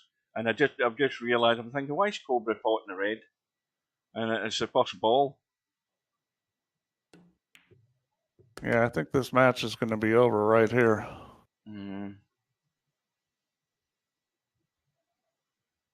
Yeah, I think he's going to end up with potentially a funny shot in this 8-ball, because I think he's probably going to take he's going to leave the ball hanging in the corner till last, so he's maybe not going to come up with a great shot on the 8-ball. Well, he can bump the 8-ball here. That's probably the play. It naturally, all he has to do is roll this and bump the 8-ball over to the end rail. Yeah, but see from this angle, Steve, this cut is dodgy. I mean, it goes. We know it goes, but it's tight. It's tight. Yeah, it's tight. He's got about maybe 2/3 of a pocket. And yep, he hit it good. Yeah, now he's just got to. He hit it almost too good because that 8-ball is right on the rail. Yeah, it's nailed to the rail. Well, you got to decide what you're going to do here, whether you're coming across or not. I think that was a wise choice not to come across because he was going to bump that yellow. Now, this is where just a little bit of left-hand English can help you. Just to try and hold it to the rail, and then it goes. Oh! He didn't hit it with left-hand English because it's going to throw into the rail, and he just needed a teeny bit. I guess he wasn't listening to that lesson the other day. Because I was watching his Q-tip. It didn't look like he put any English on that. Well, I'd given him that pot. I thought that was going to roll in. It's died in the jaw. That thing was frozen on the rail. See, and if you look at how he hit it, he didn't put any left on it. No. Watch how he hits this. The cue ball rolls straight. There's no English at all on it. See, he's never moved his Q-tip. He's just going to try to pot it with the tip right in the center. You're replaying the shot. You're replaying the shot, and how can you see the replay, Steve? What do you mean? I'm watching the replay. It's on Twitch. All right, you're watching the replay because of the lag, yeah? Because I'm not. Yeah. I'm just watching. Yeah. So, I mean, he hit it just about perfect. But the problem is that ball from that angle is going to throw into the rail, and it's going to bounce off the rail. And it doesn't take much coming down the rail for it to come out and hang. Well, the match is over. Cobra's got over the line. And what else can you say about it? Unlucky to Tommyy.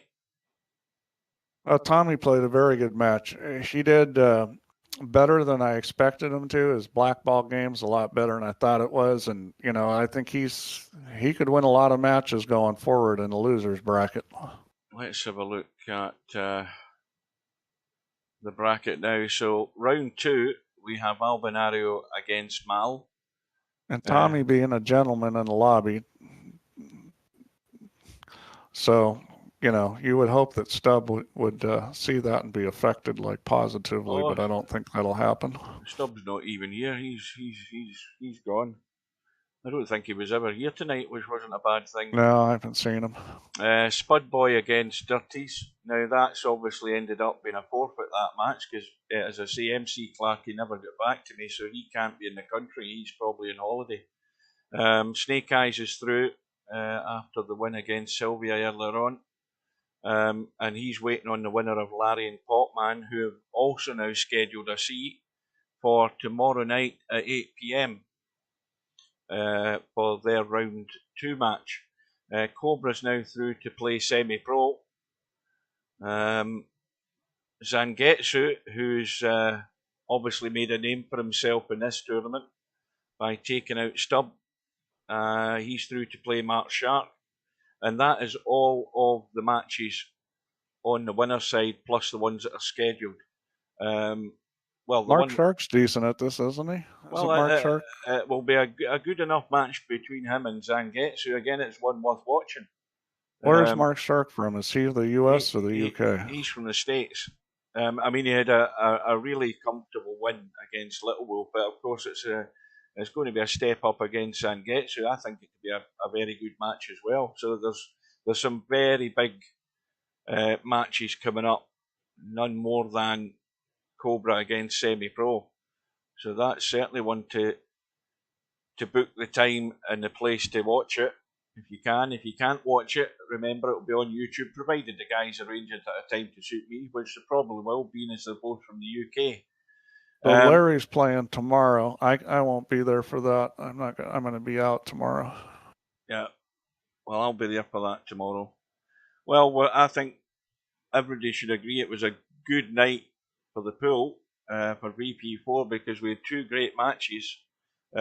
Just unfortunate how that worked out. I mean, had that been resolved and it was a re-rack, you never know what the outcome would be. Again, as I said, fair play to Tommyy. He just got on with it, and he was unlucky then because I think if Cobra's there, wherever he is Cobra in the stream? Is he? I bet if he stood up, he took his seat with him. It was that tight. I think he was feeling the pinch, but that's the thing about competition. We were talking about earlier with Silvia. I mean, I bet Cobra's come out of that. He's won it, so no doubt he's won it. But I think when he thinks about it, he probably enjoyed it as well. Because Tommyy was putting up a good battle in that second half of the match. Unlucky Tommyy, and unfortunate the way things turned out. But I'm sure you're still in it. You're going to cause damage somewhere along the line as the tournament goes on. Nobody will want to bump into you on the one-loss side, let alone Cobra if he comes off on the wrong side in his match against semi-pro. You might be able to get revenge somewhere there. Yeah, he'll have to go a ways because they're going to be in opposite parts of the bracket. But yeah, well, you never know. You never know if you go far enough. You probably will run into him. Right. The bad news is you might bump into Stubb. But the way you shoot, you'll take care of Stubb, no problem, because you know what he's going to do. Well, he wouldn't hit Stubb until it'd be quite a ways for him to hit Stubb because that wouldn't be till losers round number 7. Yeah, losers round 8. Where is Stubb in this one? Oh, there he is. He's waiting on the winner of the match between Bankster and MC Clarkey. Now, if MC Clarkey doesn't show again, which he probably won't, Bankster's going to go through. So, I mean, Stubb will be the favourite in that match against Bankster, but I'm going to hedge my bets. I've never seen Bankster play blackball, so I've got no clue. Now what happened with Bankster? He forfeited his match with Spudboy? Wow. Yeah, you need to ask Spudboy. Spudboy was there. He's maybe gone, but I don't know what the reason was or what the outcome was, whether he couldn't show or whether he said to Spudboy why he couldn't appear, but anyway. We're certainly getting a lot less forfeits in these NRT tournaments now that they've been up and running for a good long while. Anyway. So Mal and Albin haven't sent theirs yet. That's going to be a great match. Well, that's 10 days before the deadline, so they've got plenty of time to sort something out. Now remember, Albinario is 1 hour in front of me. So right now it is 10 p.m. Albinario's time, and Mal's down in England. So it's probably going to be a sort of late morning, early afternoon match, US side. But it will be worth watching. Again, if you can't get to see it, don't worry about it. It'll be in YouTube. I'll be there for it. So lots of good, interesting competition ahead in this tournament. Long way to go yet. There's going to be maybe the odd upset here and there. There was the possibility of one tonight. Unlucky, I think it was. I enjoyed it tonight. That was great. Great watch. So it's just left to say thanks everybody for staying with us. Thanks for Steve dropping in again, and he'll be back. And where's Rob gone to? Has Rob left? Because I haven't heard Rob for 2 hours. He's still here. Thank you for Rob. He's quiet as a mouse. Yeah. He was maybe too engrossed watching the thing and he couldn't get a word in either. That's another reason Rob didn't say much. That's us to blame for that. But anyway, it's been great. I enjoyed it. I'm going to watch some of that tomorrow when I get home from work. And I'm going to bid you all good night. You too, Steve, you, Rob, and everybody else that's watching. Take care. Stay safe. Good night, guys. And we'll see you all again later.